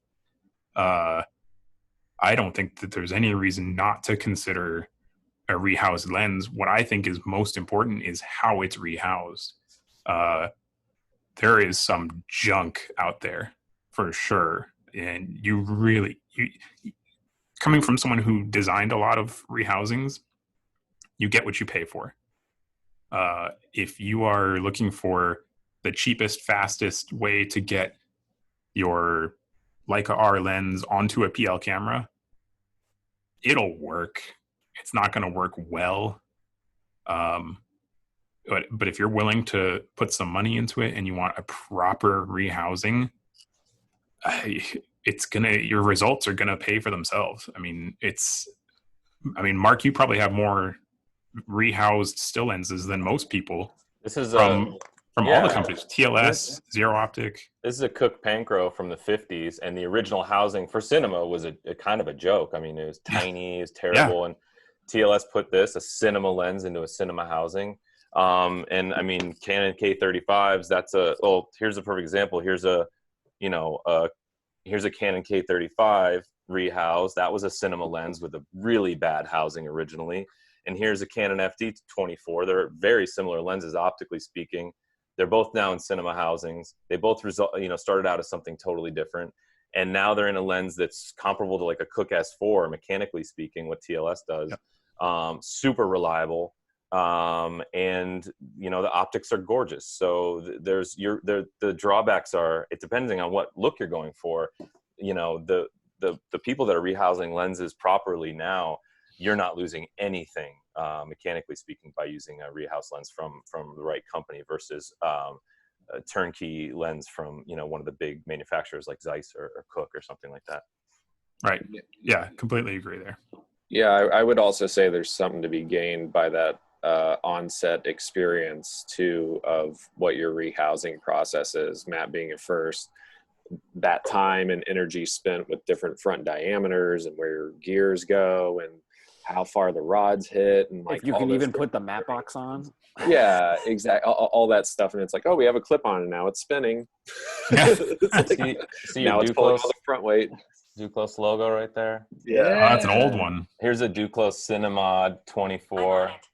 And Siri's trying to call Duclos. I'm calling you. Hey, Mark, what's up? Oh my god, that's hilarious. But anyway, amazing glass, same glass. Thank you, Matt, for putting this amazing focus gear in this front to make it a little bit easier to work with, of course. But this is a cinema lens, and it's the same optics. And I give this to a production, and they're maybe going to be okay with it. It'll be fine. But the focus puller is a little frustrated by this really short focus throw. And it's telescoping and it's rotating, even though the glass is beautiful. If you're frustrated on set and you're losing shots, that's not going to help. But here is the same exact optics in a modern housing. You can use a clamp-on matte box, long focus throw. So it's a new era that we're in, where now we can really appreciate all these lenses, and you don't have the camera operator in the first AC pulling their hair out because the lenses are so difficult to work with. And so when they're done right, there's no drawbacks to these lenses. Exactly. And I also think like the reason why we're seeing it now is because there's a commonality with our sensors, and we see what history has given us for all of our prime lenses over the past 60 years. And now it's like, well, what else is out there? So I think that's kind of where we are now, is it's like, what's around the corner that has a cool look. And sometimes there's only two focal lengths that match color wise or have a similar stop, and a lot of people don't want to deal with different sets and stuff. Yeah, some of the bits that Mark mentioned, if a perfect example comparing a well rehoused lens to a poorly rehoused lens, like Mark said, if that rehousing designer didn't go through the effort of expanding the rotation on the iris or the focus, even though you're rehousing it, it's still going to be a nightmare to use. And you see that a lot on some of the cheaper rehoused lenses, where that scale is like, your iris scale from maximum to minimum is this big. That's not useful. That was just a quick, simple solution. But if you design it intelligently and you incorporate a cam system to expand that distance, there's no reason not to use a still lens that has been properly rehoused. Right. So how about new discoveries? This is from Victor Copies. Like recently, they've solved the equation of spherical aberration. Might we use less glass in the future? Is this something that could happen? That I think he's referring to the Mexican physicist that solved the spherical aberration, the chromatic aberration issue. It's not practical for. I mean, people think optics, they think lenses, but optics as a study, as a field, is massive. You're talking about microscopes and fiber optics and just literally the physics of light. And being able to use those solutions that I assume he's referring to for motion picture lenses, it's not really a practical solution. So don't expect spherical and chromatic aberration to just disappear all of a sudden. The breakthroughs are going to be in, like what I said before about telling the camera, okay, here's this lens and it has this much distortion and this much shading. Get rid of it in camera. Let the software fix it. Chromatic aberration, spherical aberration, that's a little more difficult for a computer to figure out because it varies so much depending on what you're pointing the lens at. But yeah, that's the kind of stuff that you're not going to see a huge leaps and bounds improvement. But if we can stick to this format and give it time, that's the kind of stuff that engineers will be able to sort of refine and reduce over time. And I think that also answers the question on why some of these lenses are so expensive to others. And it's like, is there an actual cost benefit to removing chromatic aberration? And now you're talking about very expensive glass at that point. Yeah. And the size and weight, it's all a compromise with lenses. It's not like Moore's law with electronics where everything gets better and smaller and faster every iteration. Lenses are completely bound by the laws of physics. And if you want to have less chromatic aberration, something else has to give. Your lens is going to be bigger. It's going to be more exotic glass material. It's going to be heavier, more expensive. So there's not going to be some giant revelation in terms of our industry and optics. Which leads me into another question from Adam Carboni. As more and more modern, very capable lens sets are releasing in a much more attainable price range, i.e. the Sigma-Zines, Sumiers, CP3s, the Atlas Orions, where does this leave the more high-end Summilux C, Master Prime, Cooke, Hawk, Talia, Signature manufacturers of the world? How will this affect those lens resale values and rental lifespans moving forward? Do you think rental houses are going to become hesitant to invest $300,000 into a lens set when, recently the Canon CNE zooms went from 24K to 11K, which used to only really happen in the digital camera world? Is the lens market going to see this type of price drop more and more now? I think so. I think in the case of something like the Canons, that's a very good example. They kind of got caught with their pants down because Canon's a massive lens manufacturer and they had tons of those, and all of a sudden nobody wanted to buy Super 35 glass anymore. And instead of putting them in a warehouse somewhere to rot away, they'll sell them for whatever they can get for them. But I think it'll definitely it's going to sort of balance out. The overall prices will come down and the quality will come up a little bit, and they'll meet somewhere in the middle. But I don't think that it's the end of the road for the really high-end stuff because, Arri comes out with $250,000 signature primes, and that massive production that just wants the best lenses, they don't care. They're going to go to their rental house and they're going to say, yeah, we want to shoot Alexa LF, and sure, give us those $250,000 lenses that go with it. And if that rental house doesn't have those lenses, they're going to go somewhere else. They're going to go to the rental house that does have them.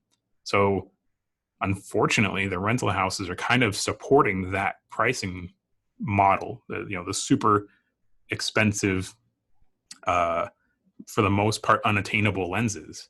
They're going to keep that floating. And at the same time, it's still a matter of scale. Those lenses aren't expensive because they put that much more effort into making them. They're expensive because instead of making 2,000 of them like Canon did with their zooms, they're only going to make 10 sets maybe, or 20 sets.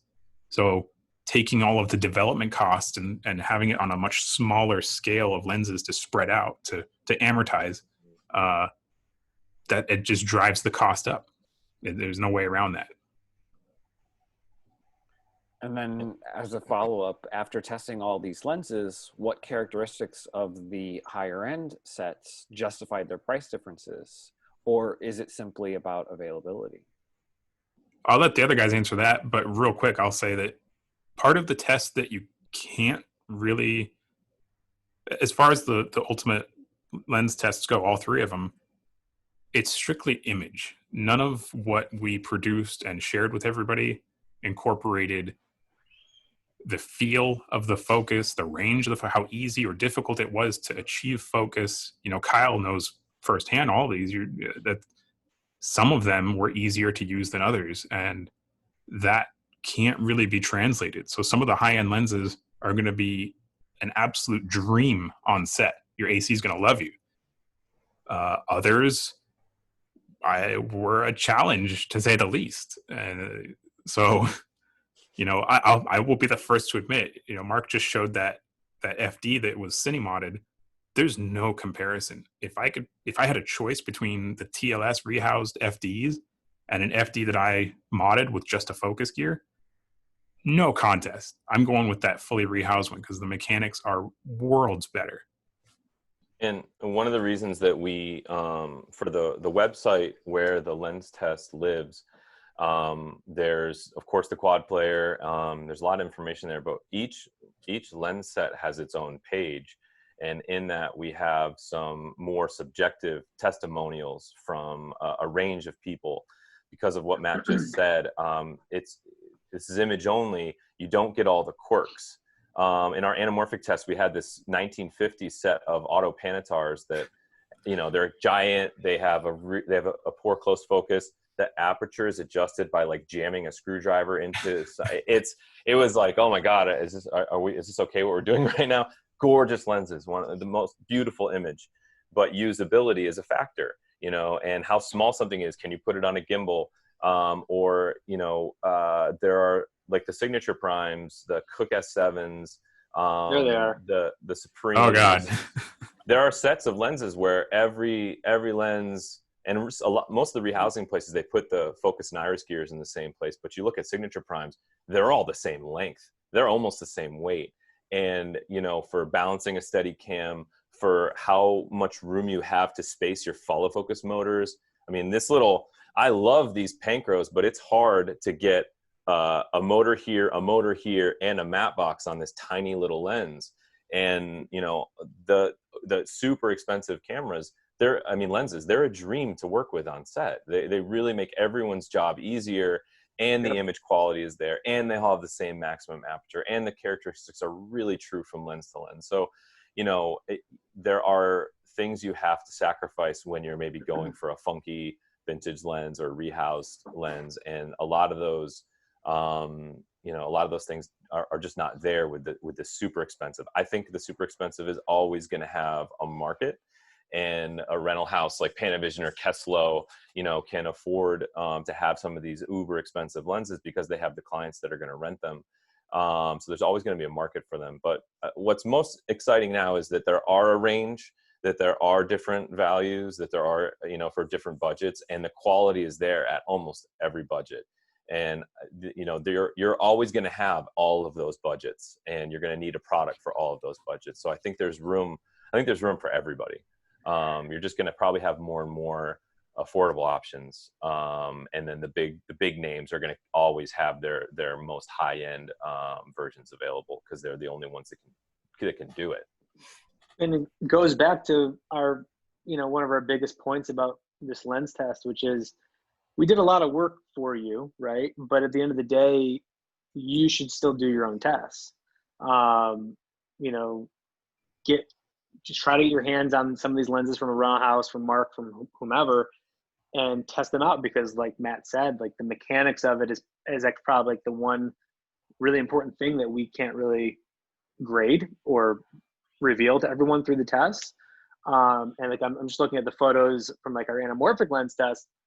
The elite anamorphics, gorgeous, right? Mechanically, beautifully made. They are fucking huge. They are so heavy.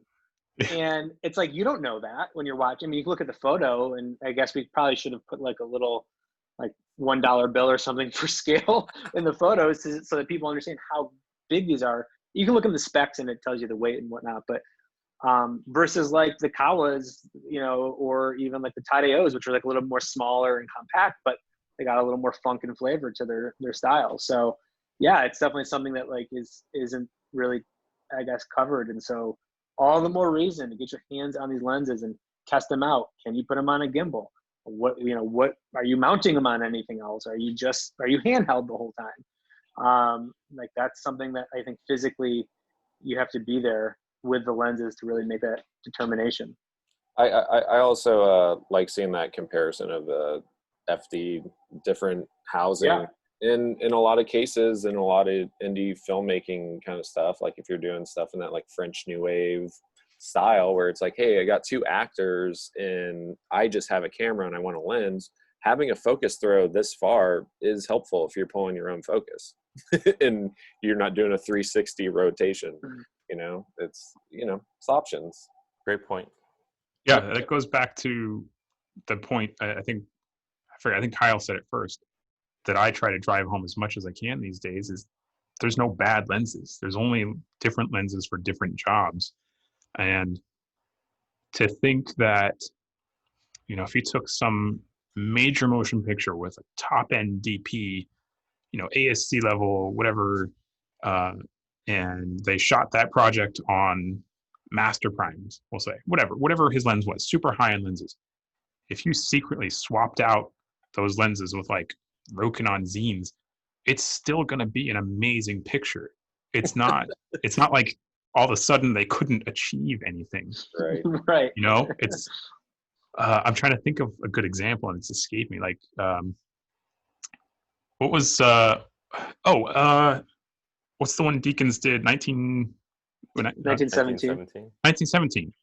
That was what, Signature Primes, I think? Signatures. Yep. So it's full frame, Alexa LF. If you secretly, because he didn't touch it, you know, his operator did. If you swapped those out for Rokinon Zine or Sigma Cine, nobody would know. But there's that certain level of expectation where you're like, oh, massive budget, high-end DP, obviously they're going to use the best lenses possible. I would know. I don't know about that. I would know. Wow. Well, that's too extreme. Rokinon versus. Fair enough. Well, but it depends on the shot. If it was like a wide, you know, and everything's in focus. But I agree with Matt's point though. I, as far as you don't need a super expensive lens to make a beautiful image. Right. You know, if you took those lenses, stopped them down to T8 or something, right, it would be really hard to tell the difference. Right. Yes. Especially if you're doing like that. I mean, that movie is a good example. It's all Steadicam. It's all handheld. Mm-hmm. You would struggle to see a difference. Yeah. And this test has proven that to people. When I do those blind tests and they think, you know, oh my God, you know, Harry Signature Primes next to Rokinon and Sigma Primes, like people pick the stuff they wouldn't expect to pick once you take away those expectations. But again, this is strictly based on image, not usability. I know another perfect example is one that comes to mind is the new Top Gun. Claudio Miranda, he could have picked any lens he wanted for that project. And I think he went with Sigma. Primarily Fujinon zooms, like the Premiere zooms, I think. Maybe the Premiere, I don't remember. And Sigma, Cine, and then for like the in-cockpit stuff, he used these tiny little E-mount Voigtlander lenses that they modified. They like took the sunshades off so they can get them as close as possible. And nobody is going to complain about the image quality in that movie. I mean, nobody's going to be in that cockpit shot looking at Tom Cruise a foot away and be like, oh man, they should have used a higher end lens. There's also, and Mark, you pointed it out to me, you know, Greg Fraser uses, I mean, when he used our lens test to help decide what he wanted to use for Vice, how many different families of lenses did he use for that? I love that story. So Greg Fraser sat with our editor while we were still editing the anamorphic lens Kyle test. and I were there, yeah. Yeah, and he just looked through all of them and he narrowed it down to a few focal lengths. A few sets of lenses that he was going to then further test. And this actually comes, why this is a good example is it touches upon so many things we talked about. He fell in love with the Tadeos. He was originally thinking, I'm going to shoot the whole thing on Tadeos. And this is all this information is in the American Cinematographer article that's all about this, the Vice film, everything I'm saying right now. That's where I'm getting it. He basically said, I love the Tadeos, but they're very old. The mechanics are fine, but a little bit maybe unreliable. I'm on a job that's 60 days long. I need 5 sets of matched lenses. And so what he ended up doing was shooting the bulk of it. There's various time periods. He shot all the modern day stuff on Cook anamorphics because he was able to get 10 matching sets of them that have brand new, amazing mechanics. And then for all the period stuff, the earlier period stuff, he shot Tadeo for all of that. And I love that. And that's what it came down to. It wasn't like just like stubborn about, I love Tadeo, I'm going to shoot on those. And then he might have been on set and 2 lenses might have gone down on day 20 and needed to be serviced. And now he doesn't have a 40 mil. So I think with this, like every lens that we have in our inventory, I love. But that doesn't mean when someone comes in, I can just hand them anything and it's going to work for their project. It comes down to not only the look, it's not the price tag, it's every variable in your project.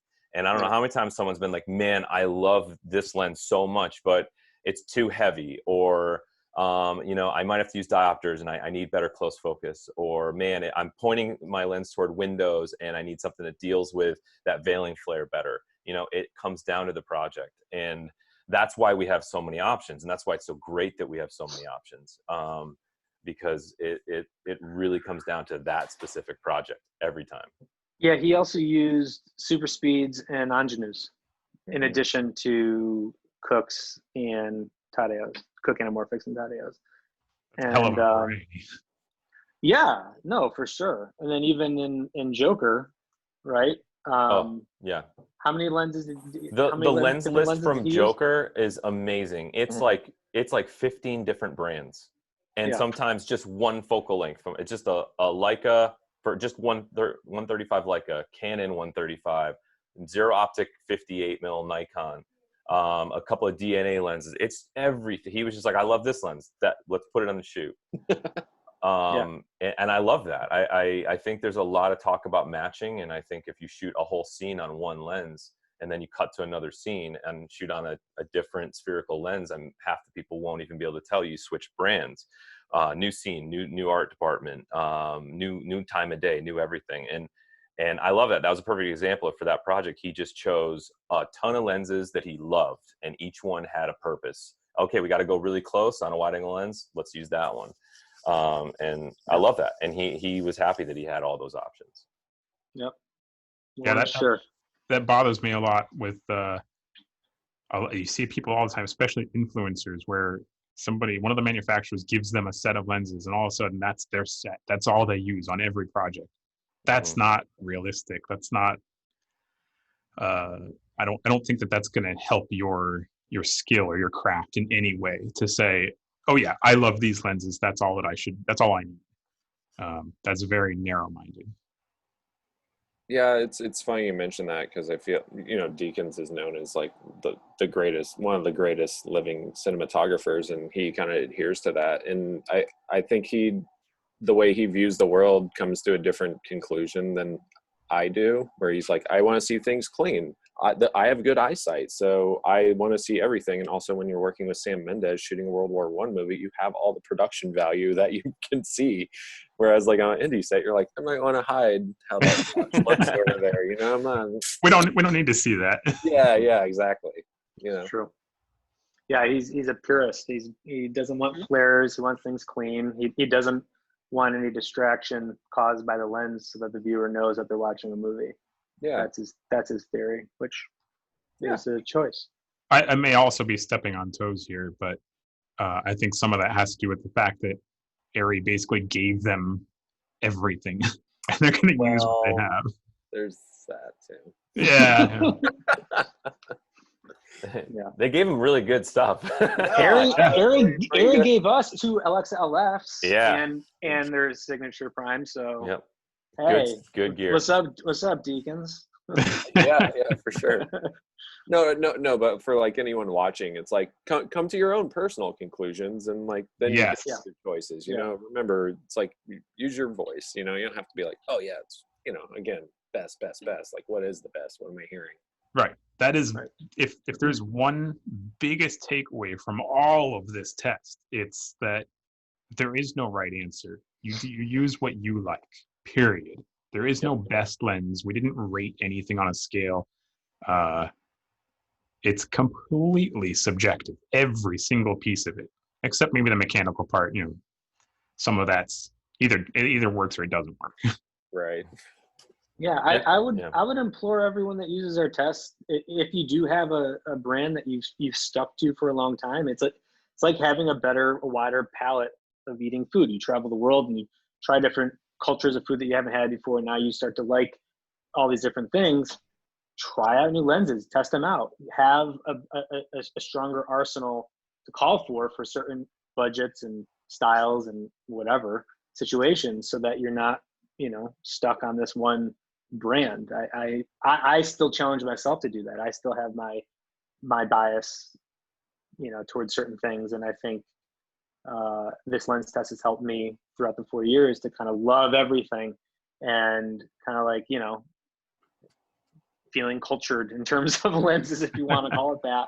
And I implore every DP or AC or camera operator or director to like challenge yourself to see the beautiful flaws and the pluses and minuses and everything, because they're all strong in a specific scenario. And you might find yourself being like, shit, I have to use the cheapest lenses possible for this. They're still beautiful, but because of the mechanics and our price point or whatever, close focus, I don't know what it might be, these are going to be great. And wouldn't it be awesome if you had that shorthand, if you already knew that, so that you can kind of like go to our lens test or go to your favorite rental house and just try them out real quick, and then feel confident to know that like it's okay to mix lenses, and it's okay that I'm not shooting on Cook this project because the last 5 I've done Cook, and I'm going to do Zeiss this time or whatever.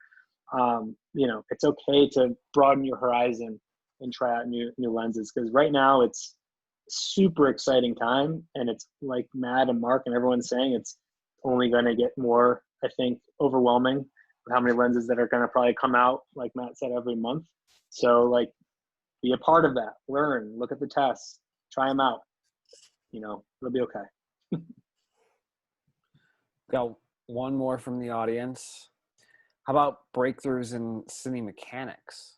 Chipped lenses aside, are there any trends in design of mechanics? I've talked to Van Diemen, and they mentioned their wire form system is the only recent breakthrough. Looking at what TLS, Zero Optic, and other rehousing companies do, it seems they use the same cam designs as Cook does. Is that the ultimate design for cine lenses, or do you see that changing or evolving? If Van Diemen is calling the wire form a breakthrough, it's old. Yeah. It's old. It's very old. The cam system that is popular right now, almost all the credit goes to Cook on that. It's what they used in their S4s. The reason that that's so prominent in the rehousing stuff is that you can take that cam and design it however you want and have that focus throw move exactly the rotation that you want. Basically, all that we're doing with that cam design is it puts the optics, the focusing group, at a certain point in the rotation. So if you need more rotation in the close focus area because it's more sensitive, you can do that. If you need less rotation towards the telephoto end, you can do that. You can make that movement whatever you want with a cam design. And as far as TLS was the first one to sort of reincorporate that design, which is primarily because Keith and, well, I don't think call him, but Keith was a Cook employee. And when he left Cook, he started TLS. And Alex uses the same thing in the Zero Optic stuff. It's identical to the Cook design because Cook did a really good job. The only downside to that cam system is that it can be a little bit fragile. But it's a very, very versatile system. As far as mechanics go, there is no breakthroughs. There's nothing revolutionary other than the cost of manufacturing these components has come way down. To precision machine, like the part that I think that was on my stream. Like, this is a perfect example. this little mount would have cost a fortune to manufacture 10 years ago. And now we can have it 5-axis CNC machined extremely fast out of very high quality materials with very high tolerances, really, really cheap. So the only advancement in my eyes is the cost of manufacturing has come way down, but there hasn't been any massive breakthroughs in the way things are designed. And you Matt, can speak more to, I think we both can, like serviceability and reliability. Like there's cam and then there's helical, and I mean ultra primes, super speeds, even Supremes I think are threads, right? It's Supremes are kind of unique. Supremes take the best of both worlds. It's half cam, half helical. Kind of like it's almost like mashing together an ultra prime and a master prime as far as the mechanics go. And with all the systems, you can get a very smooth feel. You can get reliability. You can get serviceability. I have some lenses that are helical and newer, rehoused, and they feel great. They in a lot of ways they feel just as good as the cam stuff. They're smaller. I think it can lead to a more compact, smaller diameter lens. It's hard. It's hard to pick like best. It's the quality materials, the quality of manufacturing. Sometimes the smallest part, like a cam follower, the quality of that little part can be, can decide how reliable something is. Yeah. But yeah, like Matt said, it's cheaper. I mean, there's new materials being used. The signature primes use a lot of magnesium. They're lighter. I mean, they for how big they are, they're very light. Like the magnesium bit, I wish. light.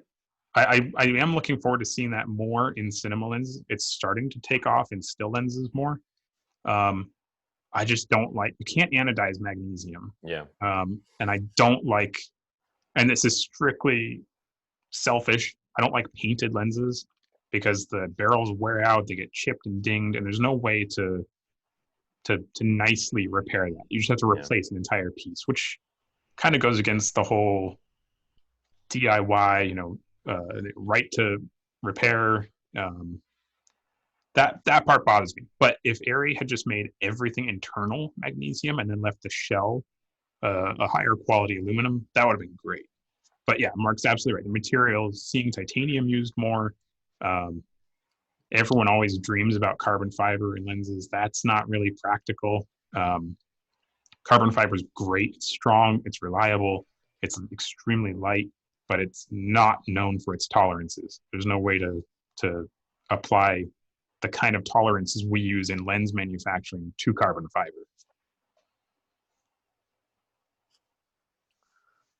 Well, this has been great. I'm so grateful for all of your time. If anyone has maybe a last word they'd like to throw into it, Brent, you had already kind of said that testing, right, is the key to this. Even the testing that you did, it should lead you to more testing as a cinematographer coming up in filmmaking, because even the highest end filmmakers test. They don't go into a project thinking, oh, what I knew before is applicable now.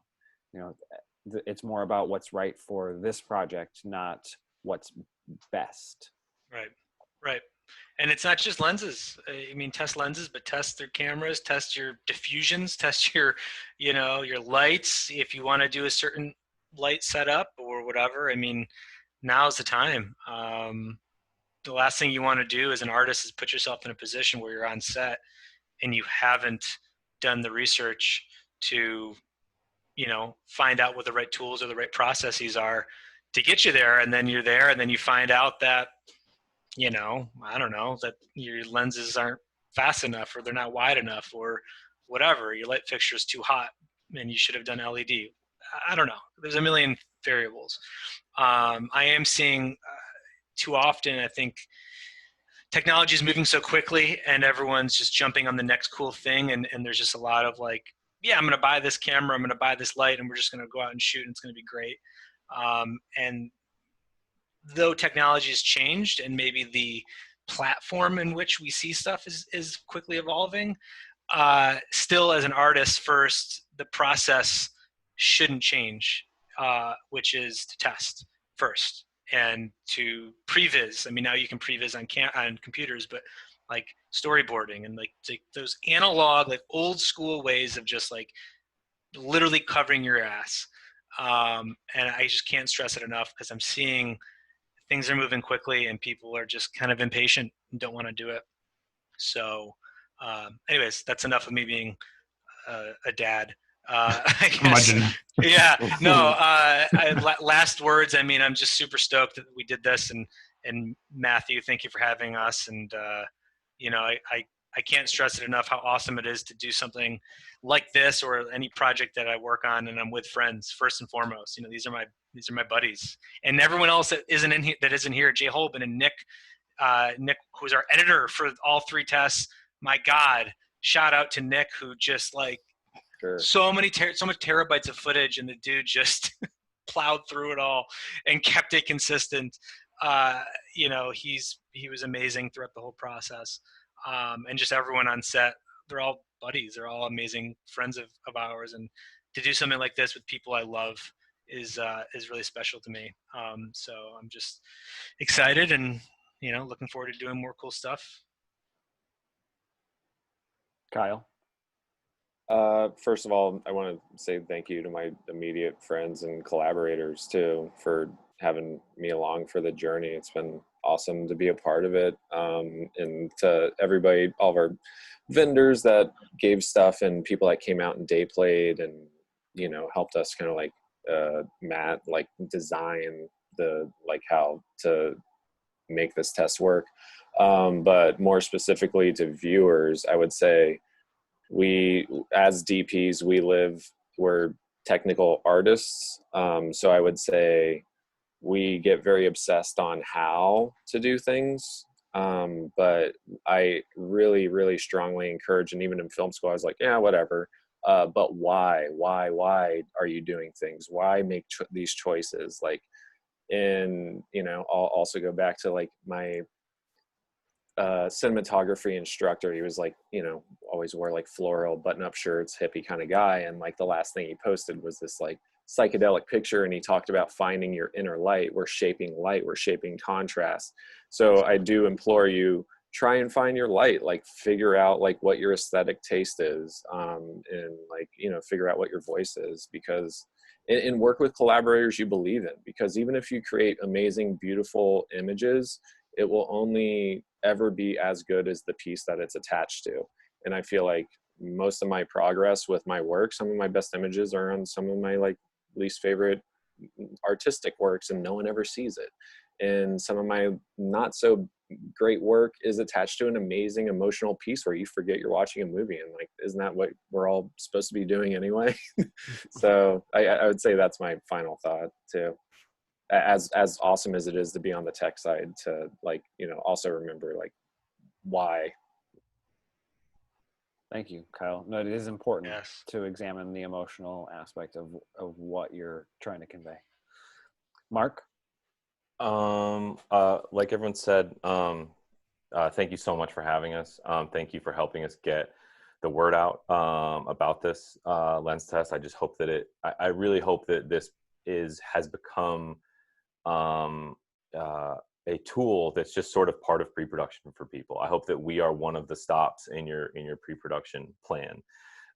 And so thank you for helping us get the word out. Thank you for everyone here for making it possible, for the so many people that came out and helped us out without even a second thought.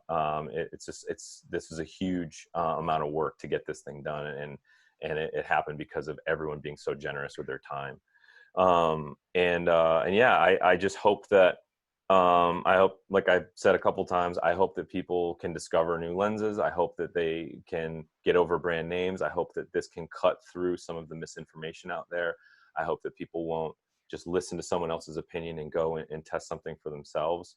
And I found people that have really started to appreciate how important of a tool lenses are in your arsenal as a filmmaker, how it does lend so much of a look to a project. And I've actually talked to cinematographers recently that have been using a couple sets of lenses that I've seen in their work with their lighting style and their lens choice. They're really developing a look for themselves, and it's a competitive market. And I can't believe it's so exciting to see how those things are coming together to really like help people stand out and put their signature on a project. And I just hope that this test will help people find that signature, find more interesting choices for their projects, and just get good information out there. And I wish we could have tested every lens that was ever made for you. We did as many as we could. And please share the test with others so that people know that this resource is out there. Thank you, Mark. And finally, Matt. I'll reiterate what everyone else said. More credit to the others, Brent, Kyle, and Mark, and everybody else involved. I was just the geek in the lens room, in the projection room. These guys are the talent. They're the artists. All the credit goes to everybody that was involved that contributed in their own way.